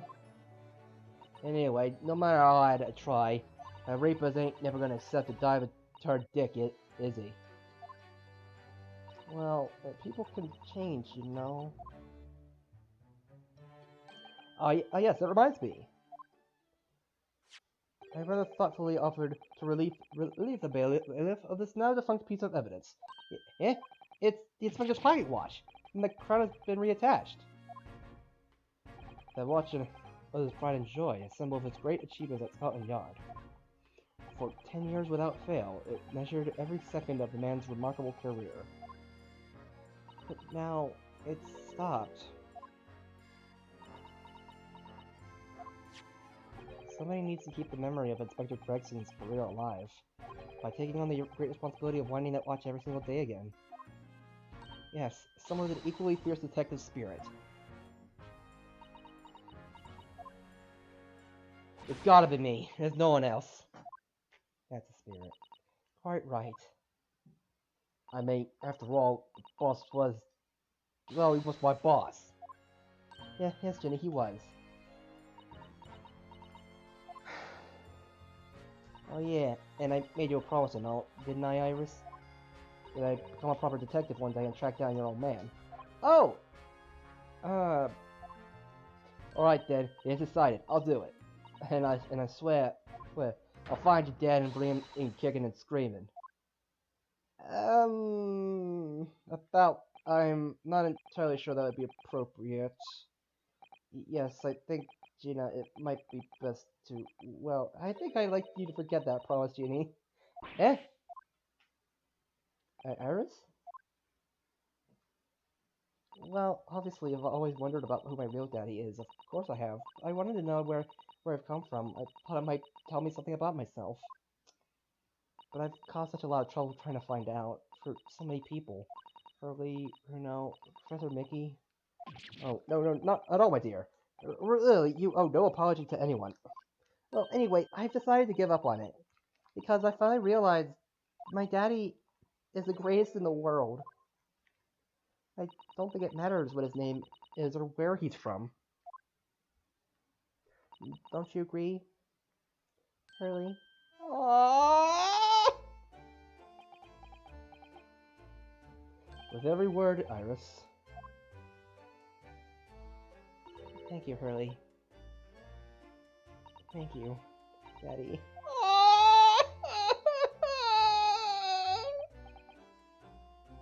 I think we could have a... Yes, Shelves? I think I ought to express my gratitude to you. Oh. For 6 years, you and I solved many a mystery together. During that time, I remember countless expressions of gratitude for our good services. But a moment ago, I heard the most pleasing expression of gratitude of them all, and I should never have experienced it were it not for you. The old softy Shelmes. But I must confess, it's a weight off my mind to hear you say it. Well then, I think it calls for a lengthy violin recital, wouldn't you say? Oh, well, the food would go cold. That's the only problem. Maybe next week, Hurley? Are you sure a week is long enough, Iris? Ah. Even amidst the most troubling of cases, even reeling from the most shocking of revelations, returning to the evening to the suite of rooms, there's always warmth and happiness to be had. The home of the world's greatest detective, and my home too, with my greatest family.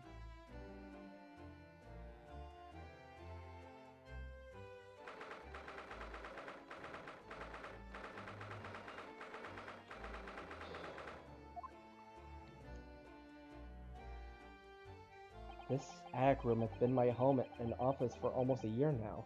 I've certainly had some unforgettable experiences whilst I've lived here. But I think now the time has come. Time to bid this place farewell. Naruhodo. Naruhodo. Oh, Professor. Are you alone? I didn't hear any sound from Sasato's room. Yes, Sasato went after dinner. She took a carriage. Something about an important matter she needed to take care of. Ah, I see. I've wanted to thank you for what you did earlier. Huh? With Iris, I mean. When the subject of her father came up... Oh, Clint Van Zeeks. I've made up my mind many years ago never to tell her who her real father was. It's what was agreed with Genshin after all. Or Clint Van Zeek's final wishes before he died, you mean? Yes, I've had to take some rather drastic steps at times to protect that secret, you know. Calling Sasato back to Japan 6 months ago, for example. Huh? That's why? When I read Saseki-san's report about his final days in London, my heart nearly stopped. He'd stumbled across the crux of that terrible case, the dog collar. The description of the Baskerville insignia left me in no doubt. Baskerville. If you decided to investigate that insignia, sooner or later you'd have made the connection to the Van Zeeks. And to make matters worse, Sasato knew of the unpublished story as well. The story that Iris had written based on my notes from the time. Ah yes, the Hound of the Baskervilles. Exactly. It was a work of fiction, but based on the grim reality of a huge beast of a dog being used as a murder weapon, a dog with the Baskerville family emblem around its neck. Armed with those two clues, I feared you and Sasato might arrive at the truth. So I invented that story about having collapsed to justify her leaving London and returning to Japan at once. All in aid of halting any investigations you and she might have been contemplating. I see. Something I've never understood is why Sasato-san came across that manuscript in Japan, though. You know, Iris's The Hound of the Baskerville story, I mean. Sholmes sent it to me. That was before Sasato left Japan. He was very troubled about what should be done about it, you see. I read it and carelessly left it on my desk, which is where Sasato came across it, of course. It was the only case Sholmes and I ever pursued that I didn't record in meticulous detail. I was stunned when I discovered that young Iris had pieced together so much of it from my paltry notes. Sholmes and I discussed the matter and decided that we couldn't allow the story's publication. At that point, I returned the manuscript by post to Sholmes for safekeeping. She did all that to stop Iris from finding out the truth about her father. That's right, because Sholmes had told me how astute she'd become. However, having witnessed events in court today, I must say my opinion has somewhat shifted. Huh?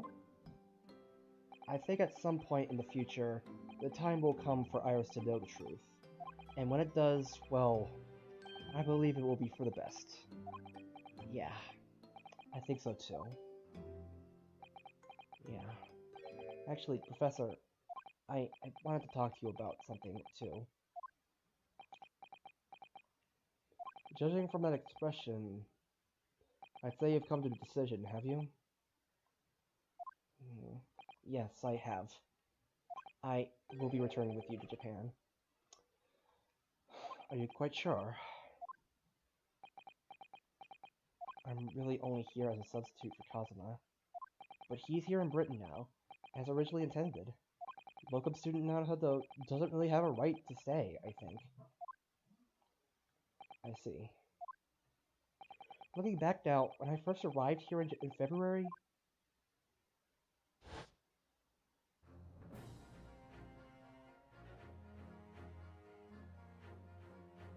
my becoming a lawyer just seemed to be the way things turned out. With Kazuma, Sada-san, and Mr. Sholmes all gently pushing me in that direction.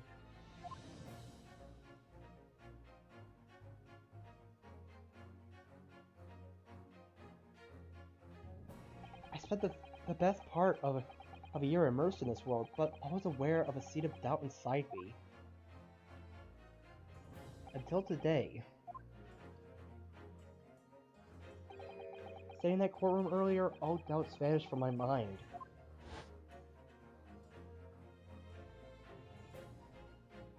I was totally focused. I was sure of my belief in my client, and I was sure I could see the trial through.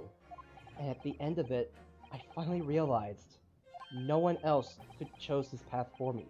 I chose it myself.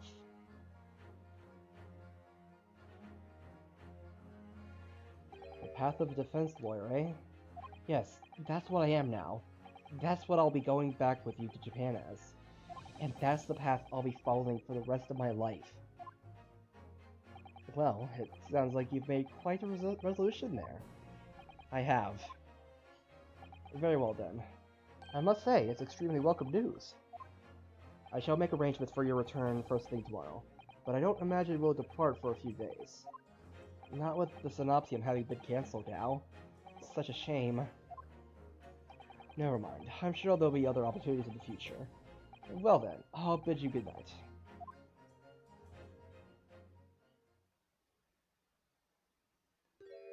Susato. Oh, Susato-san. I just wanted to let you know I'm back. Susato? Did you, hear what your father and I were discussing? I'm sorry, I did. Yes, I couldn't help, but... Oh, how much did you hear? Well, just from the part about Iris' real father, I think. In other words, from the beginning.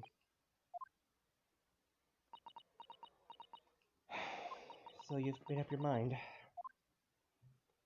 You'll return to Japan and continue working as a defense lawyer. Yes, I'm sorry. I really should have consulted you about it. I did want to earlier in this evening, actually, but you've already gone out. Oh no, that's quite alright. I already knew that it's what you decide on Naruto-san. You did.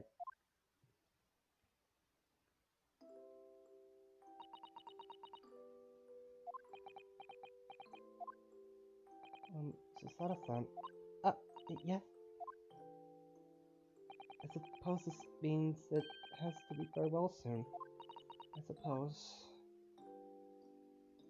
You'll be a great help to Kazuma going forward. I mean, I know he's a brilliant lawyer, but he's new to the British courtroom. He'll certainly benefit greatly having a brilliant judicial assistant at his side. I'll do my very best. I wish I could say it, but I just can't. I can't ask her to come with me.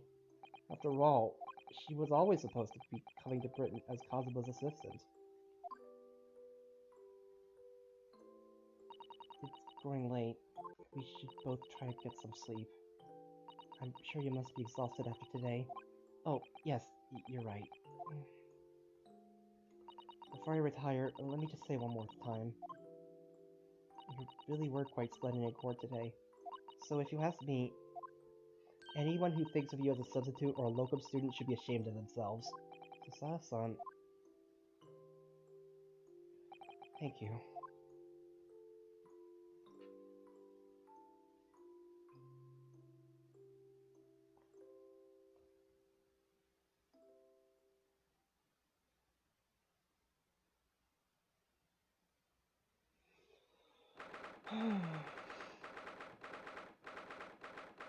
How the tables have turned. I can't believe this day has finally come. You're really leaving then, Reno? I'm afraid so, Iris. Thank you so much for everything. I don't know what I'll do without your wonderful cooking delicious tea. Oh, I wish you weren't going. But you have to come back and visit. Say you will. Of course. I promise.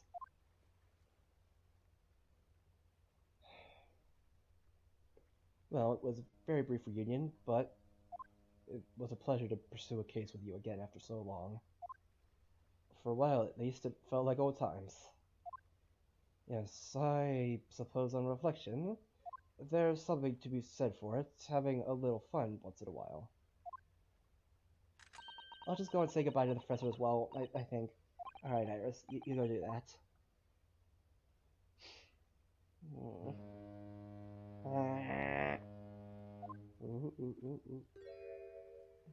Susato-san. I've just checked, Naruhodo-san. Your luggage is already on board. Such a beautiful morning. Perfect for embarking on a journey, isn't it? Before I set off, I'd just like to say how thankful I am for everything you've done for me, and give my warmest regards to Kazuma, please. Actually, I think you ought to give him your regards in person, don't you? Sorry? Ryunosuke. Kazuma! What are you doing here? Do you really think I'd miss my best friend's departure? You can't escape him. Thanks. To be honest, I'd been looking forward to our wild time tearing up the streets of Her Majesty's capital, but... Well, we'll have to save that for another time. Personally, I'm looking forward to facing you in court again. Yeah. Me too. But, we're both defense lawyers, so, I'm going to become a prosecutor. I'll stay in Lord Van Zeek's tutelage for the time being, but before long, I intend to be just as formidable as the Reaper himself. Oh, I see. Actually, Ryunosuke, I have a favor to ask. Name it.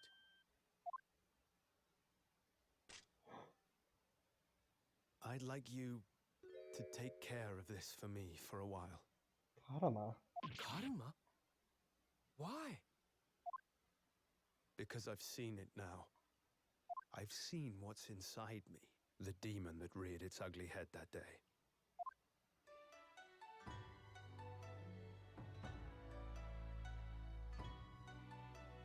It was only for the briefest of moments. The last time I came face to face with that inspector. But it was unmistakable. I wanted to kill him. Kazuma. I've always known there are demons that live inside people. And now I know there is one in me. The fact that it very nearly consumed me is something I'll carry with me until the end of my days. While I devote my life to fighting those whose demons have got the better of them. As a prosecutor. So, that's what you've resolved to do, is it? I mean, prosecutor, defense lawyer. The path you take is one you have to decide yourself. Until I'm ready to face the demon within me, to slay it once and for all. I leave this in your care, if you'll take it. Of course I will. I'll keep it by my side, always.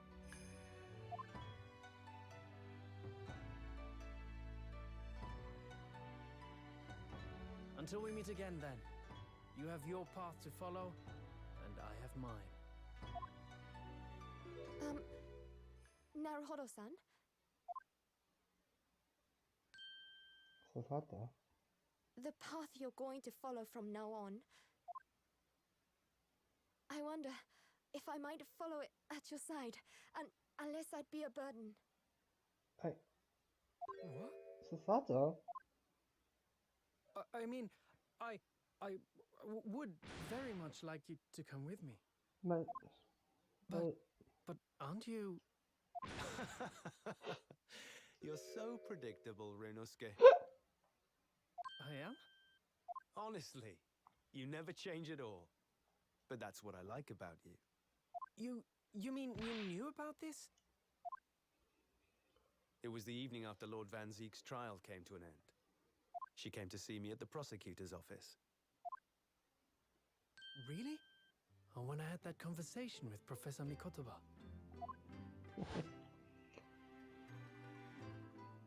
So, you'd go with Ryunosuke back to Japan? Yes.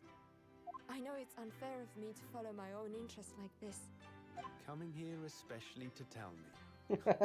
You're a stickler for etiquette, aren't you? Well, what are his feelings?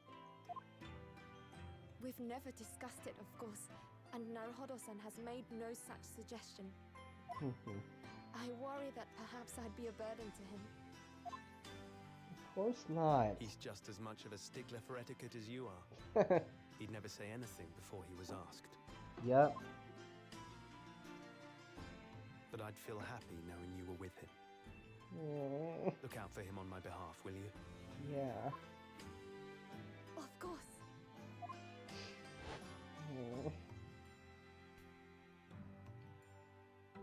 Susato-san.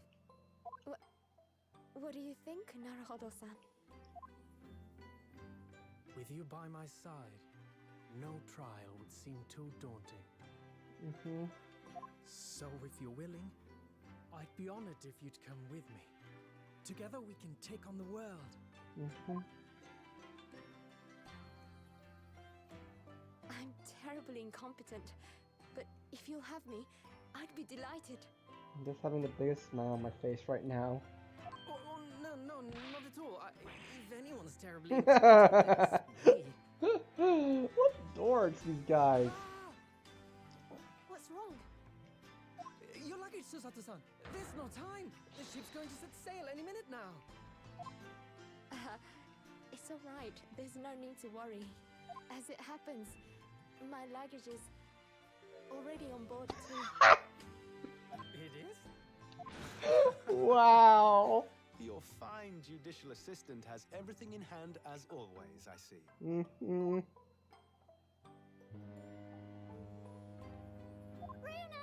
your ship's about to leave. Time to go then. Look after yourself, Ryunosuke. Kazuma, draw your sword.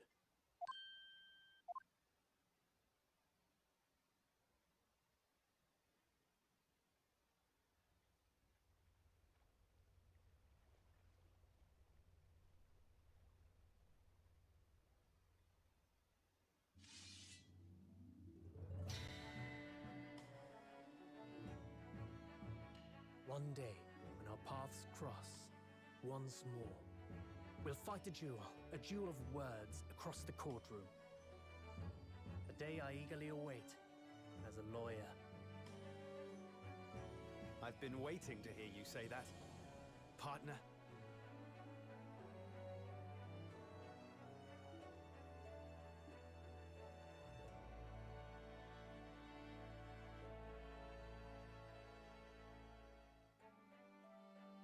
Don't forget me then, Kazuma.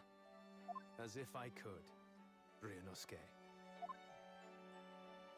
And Mr. Sholmes, thank you so much. I'm very much indebted to you. Indeed, Mr. Naruhodo. I believe you are. I'll never forget all you've done for me during my time in London. All good and the weird. Quite. I should like to think you will remember your debt of gratitude. Especially when I visit you in your country. What? The truth is, although many are ignorant of the fact, the world is far smaller than most folk realize. Well, I'd be delighted if you came to Japan one day. Oh yes, would welcome you with open arms, Mr. Sholmes. Oh, that sounds wonderful! I can't wait! In that case, let us conclude that this is to be merely a brief parting, my dear fellows.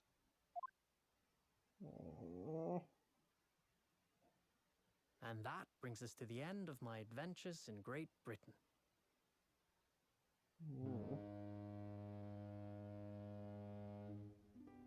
A peculiar twist of fate brought me halfway around the world those many months ago. But that was just the start of my journey. Who knows where fate will lead me next? Still, I'm confident this won't be my last meeting with the friends I've made in London. And when we're together again, no doubt the first words I'll hear will be, Come, the game is afoot.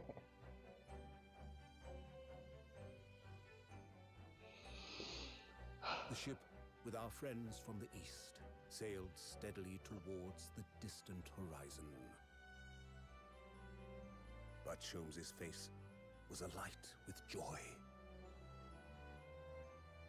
The times may change, but a steadfast friendship will remain true, Wilson. We have but to gently close our eyes, and we are with our companions once more.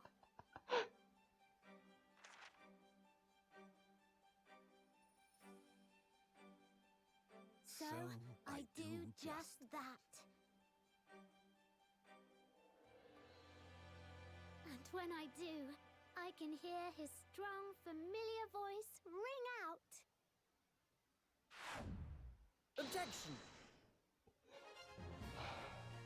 Until we meet again, Bruno. Man, I would read that. I would read that book. Oh man.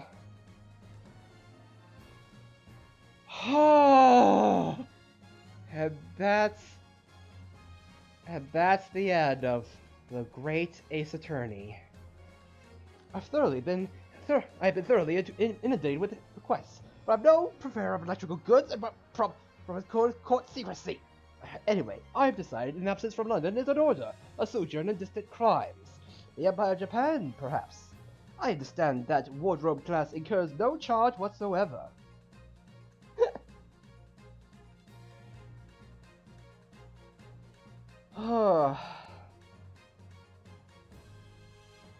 I gave it a note to Hurley the other day. It just said, "Thank you for everything, Daddy," but made Hurley cry. And I gave him some lotion I invented as well, to dye his hair red safely. But he said that might make him cry too, so he'd rather not use it.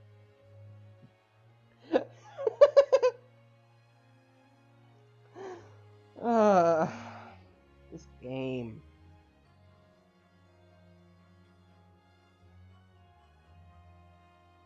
In those days, as known as the Reaper, I felt your presence at my side.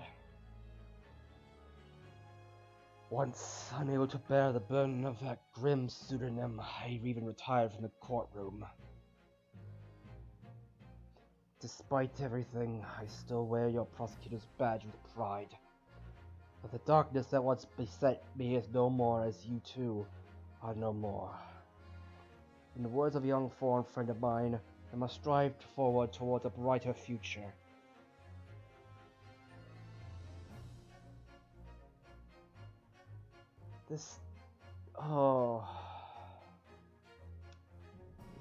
Ah! The boss has to, make for me, and I could read everything but A to Z, the whole lot. It cleared a load of stuff. The boss was trying to protect me, see?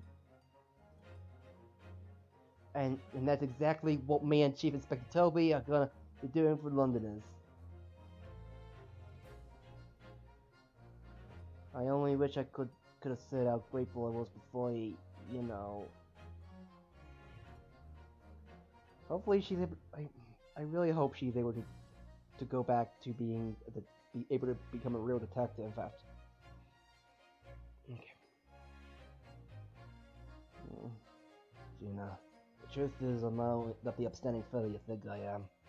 It might be a dive at heart, but it's a good heart. It reminded me that I need to be true to myself. I've got one more job to take care of before it's time to London town for the foreseeable. And then I've got to complete your education in the art of detecting, a la Gregson, as they say.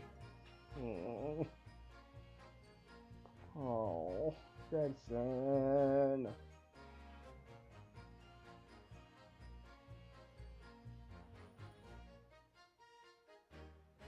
Your Excellency, this man is accused of illegal entry in the office of the Minister of Foreign Affairs! Objection! Opening of a statement overruled! The Minister of detained anyway! Who is this caddish counsel for defending a woman up for minutes after the courtroom? Oh really? My friends who saw us at the British courtroom all the time and doing a wonderful job! Perhaps I should have engaged the service of regular legal team.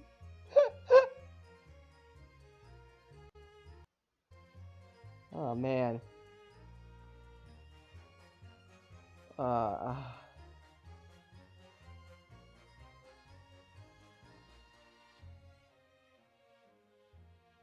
Mama, is it true about Japanese people? Are they experts at filleting corpses? Yes, they are. Fish corpses, on the whole. On the whole. I'd like to hone my own filleting skills. You don't mind, do you, Mama? Yes, I do. I'm not a corpse yet, am I? No. And I'm glad. Ah.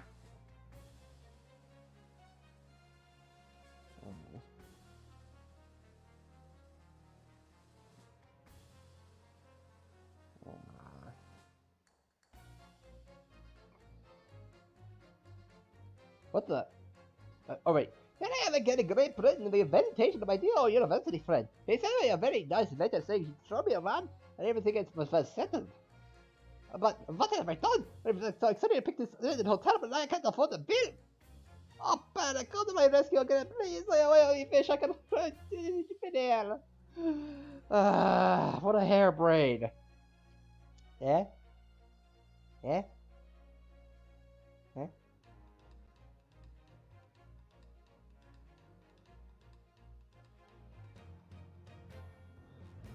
When I went to make the waxwork impression of the skill in the cemetery, I realized what had happened. But even in the witness stand of the highest court in the land, I could never speak of it. The Lord Chief Justice and I had struck a bargain, you see. But for the faithful reproduction of the visage, there is nothing we Tuscans would not do.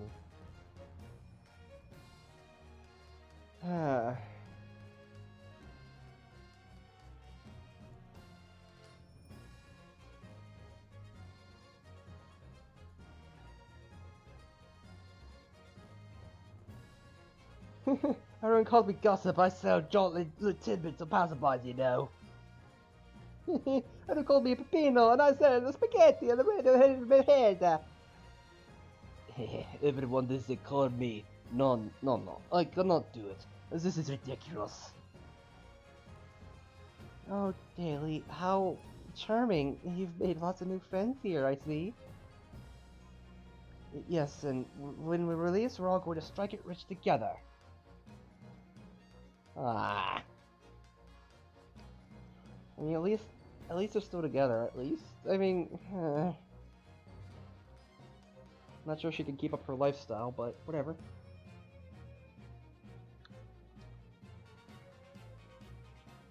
When I was accepted on the foreign study tour, I knew exactly what path I had to take. And however it might have ended, I knew that I wanted you there to see it. If it I'd ended up on the dock, there's no one I would have rather had defending me. But now, thanks to you, there's a new path I want to take. I'm sure we'll meet again in the courtroom, my friend. Until then, I leave Karama in your care. He's Edward's ancestor, isn't he?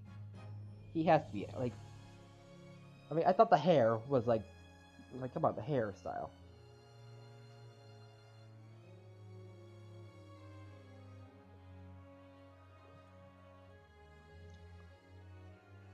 I've made some tea, Malahata-san. It's important that you rest whilst you can. Once we arrive in Japan, you should be busy establishing your new office. I'm so delighted to be accompanying you. After all, your talents have been recognized by a great detective. Because you really are the greatest of lawyers, a great ace attorney, as some might say!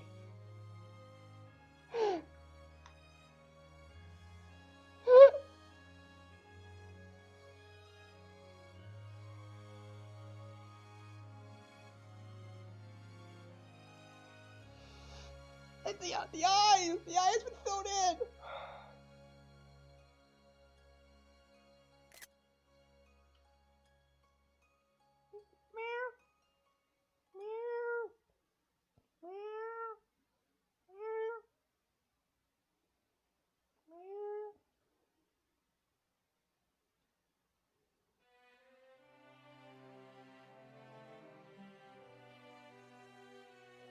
There we go.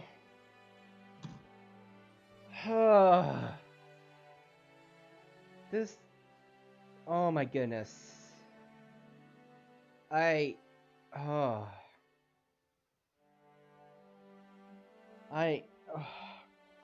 What's there really to say about this game? Both of these games, like, I love the Ace Attorney games, and I played all 6 of them, and one of my, like, favorite gaming memories is just playing the first 6, playing the 6 Ace Attorney games, like, main Ace Attorney games with my father, and yeah, it's... And just being able to play this, like, it's a miracle that it even happened, you know? A miracle that like, I never expected that we were actually gonna get an actual translation, like, an actual localized translation of this game. Like, or both of these games. I never expected it. I honestly thought that I would have had to, like, play, like, would have had to, like, learn Japanese or play a translation patch. But no, it actually got localized. And I'm so happy for it. I can't imagine that this is like the most profitable venture for Capcom, to translate a very niche game. Like, 'cause these are very niche games, and this is like a niche of a niche. Like, so I can't imagine that it would have made a lot of money, but I'm glad that the localization even happened. And yeah, and honestly, I think it actually, like, that probably the English language, this game being in the English language, probably fits. It's probably the most fitting anyway. Like, probably, like, befits this game more because, well, you're in London, so English would be the language, like, it's like the language of English. So, yeah, I think it just benefits so much from having, like, actual British, like, wording and terms and all that stuff in this. Like, and even though they had to replace his name, like, replace Sherlock's home with Herlock, like Herlock like Herlock Sholmes, it's, well, I mean, it's charming. It befits it's pretty much, it befits Ace Attorney, also, anyway. Like, how, like, it's so Ace Attorney, for, it's very much in the Ace Attorney brand to have names that fit, fit in this, for that kind of name, you know? But yeah, I'm so happy this game got a localization and that it got translated, and then yeah, and who knows?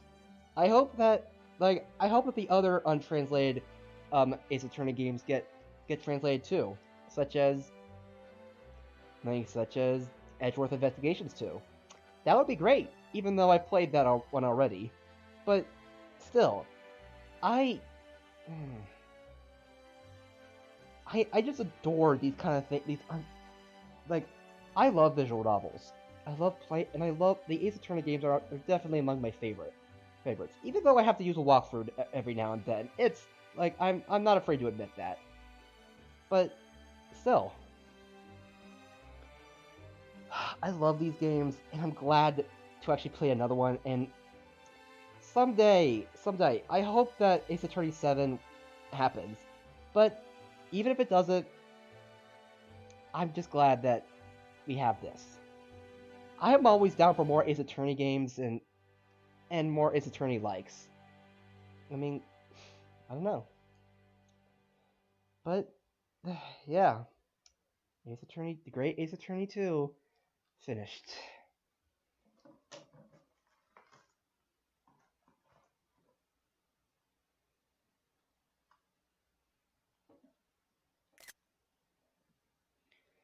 There we go.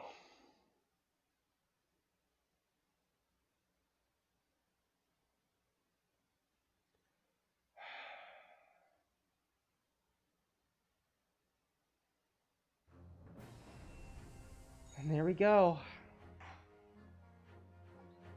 That's it. And for anyone who's been lurking through, like, if anyone's actually watching the VODs of these or lurking while watching this, like, this whole series, I thank you. I thank you for joining me for all this. Like, this isn't the most, like, you can probably tell from just from like, the chat room, like, the chat, this is not the most popular thing in the world, but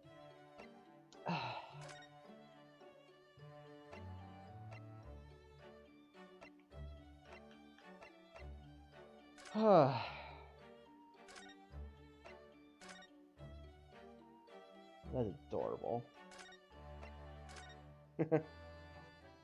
I love that.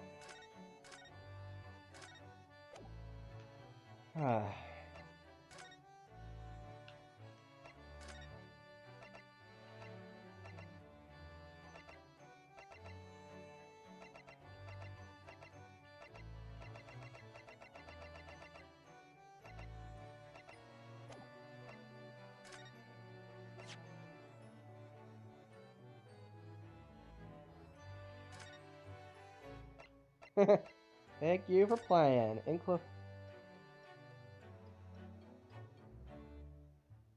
Hmm.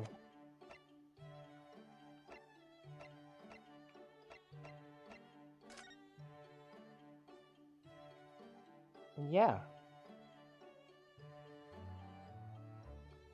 It's really interesting just seeing, like...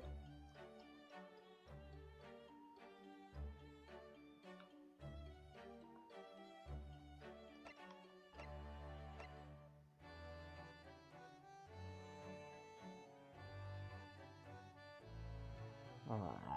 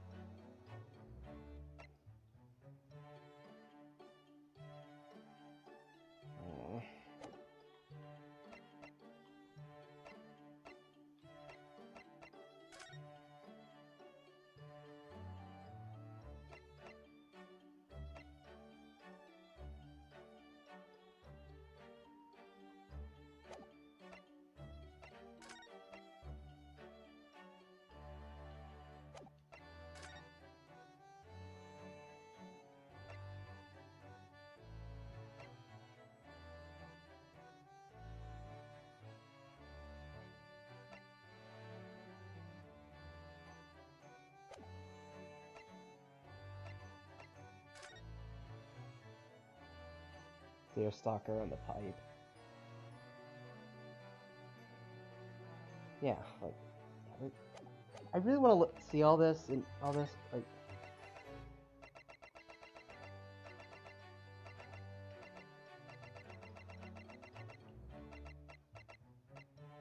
what's this?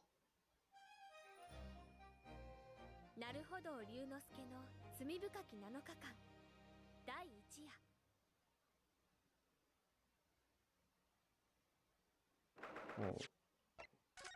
Okay, I think these are totally different things.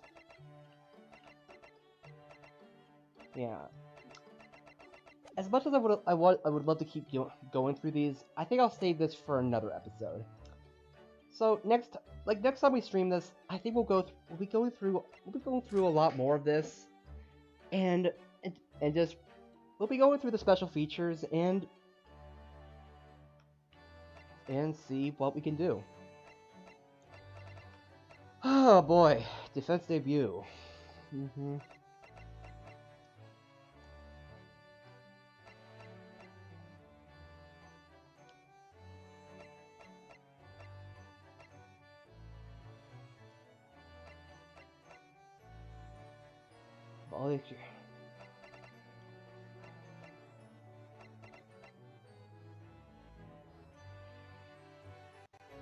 Playing the game in all available outfits. Having dug around to find every argument about shovels and spades, I couldn't find all of them apparently, and I couldn't find all the debates about ladders and step ladders. I'm so sad about that.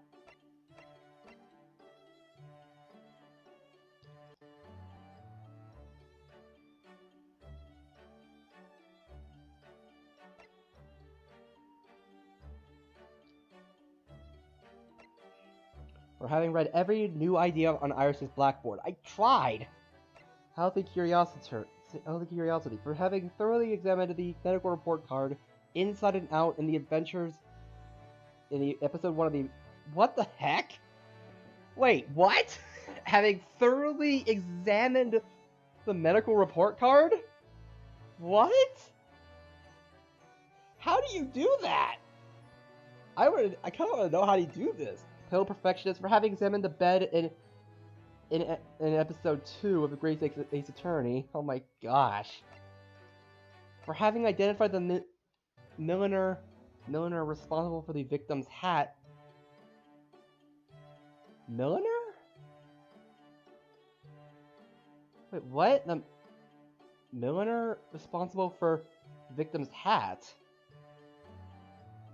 Milliner... What? For having examined the violin before talking with Iris about the Wilson topic.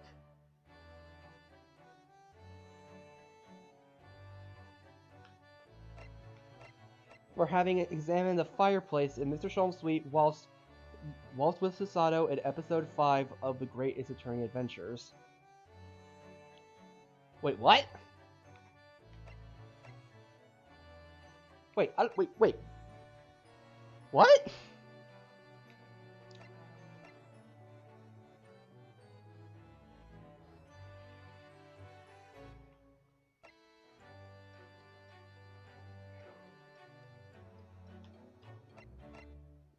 Oh my goodness, I want to know all Father Frustrator for having named Tatketsu Aoshi and Yujin Makotoba as a victim. Down to 1 for having examined Miss Green's bottle before it falls from the table in episode 2. For erroneously answering Mr. Sholmes' question about who might have something that belonged to the convict in episode 2. The Noodler?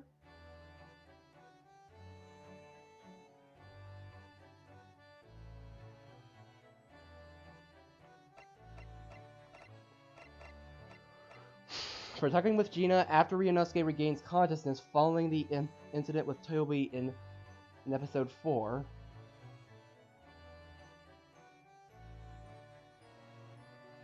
Best chips in town. Talking with Gina after Ryunosuke regains consciousness.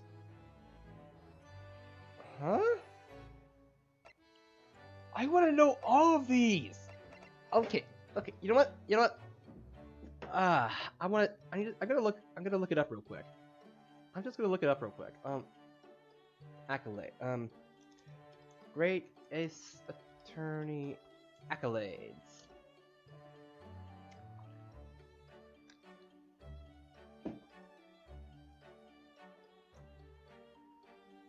Accolades guide or trophy list revealed. Okay, okay.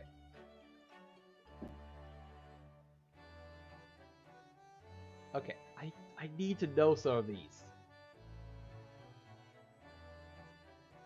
Okay, for being awarded all other accolades. Is the Platinum Trophy.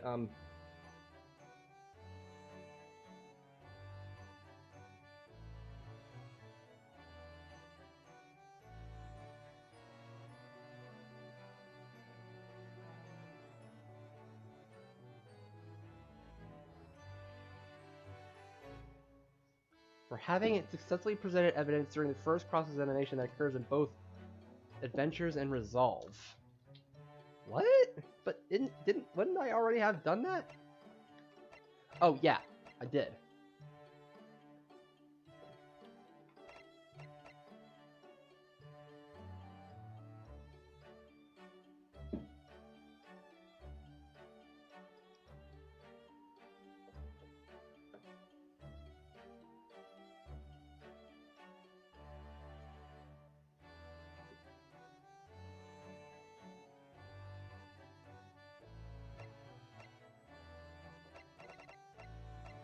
Okay, oh, okay,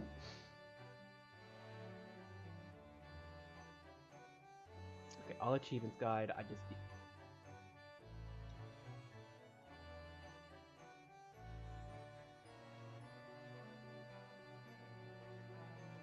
Prime Presser, successfully press for witness during the first cross-examination, inconsistency seer, healthy curiosity. When you receive a medical report card in your court record, make sure to inspect every point of interest. One on the front, one on the back, and one inside once you open it. You receive the card during trial 1 part 1, but you be able to inspect the card throughout the trial. You know what?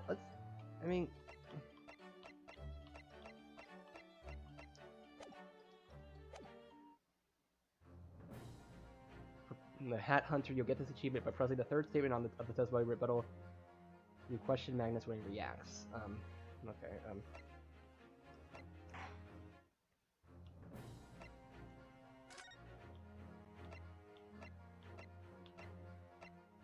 Great Departure.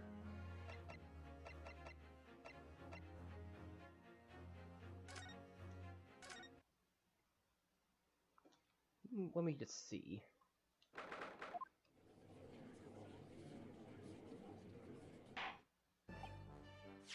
To think that judge would be... Okay, medical report card. Oh! You could... Okay. You could actually... This is clearly a record of some kind of medical treatment. And there's an entry for the day the professor was killed. Extraction with use of anesthesia. Extraction. So he had a tooth out? Yes, it sounds just like he was... Before he went out for lunch, Dr. Wilson had to have a decayed tooth removed. They probably used laughing gas so he couldn't feel anything. It's the latest medical advancement in the West. Yes, I've heard people talking about this new idea of anesthetic. It's impossible to imagine not being able to feel pain, though. Cautionary note that says, no food or drink other than water for 3 hours post-procedure while anesthesia wears off.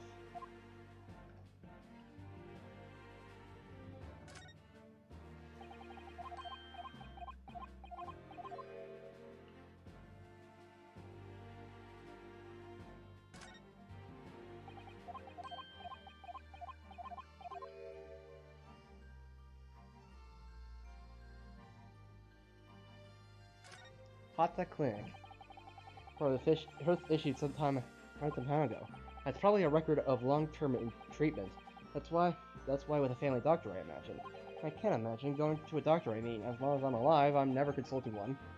Well, if you were dead, there'd be no point. You don't like doctors then.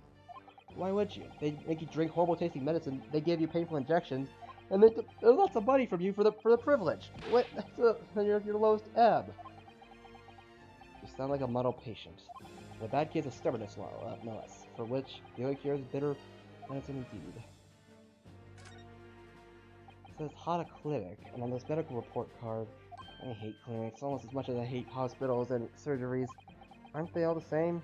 When I was 5, I caught the only cold I've ever had in my life. And I remember, even though I felt awful already, I had to have this hideous injection in my right arm. Ugh, I'll never forget it. Never my whole life. Most people who would give their right arm to have only one cold in their whole life. Anyway, I don't think this is a clinic where they treat people with illnesses like that. Let's keep looking for clues. We don't want to miss anything. There we go. Nice. Alright, well.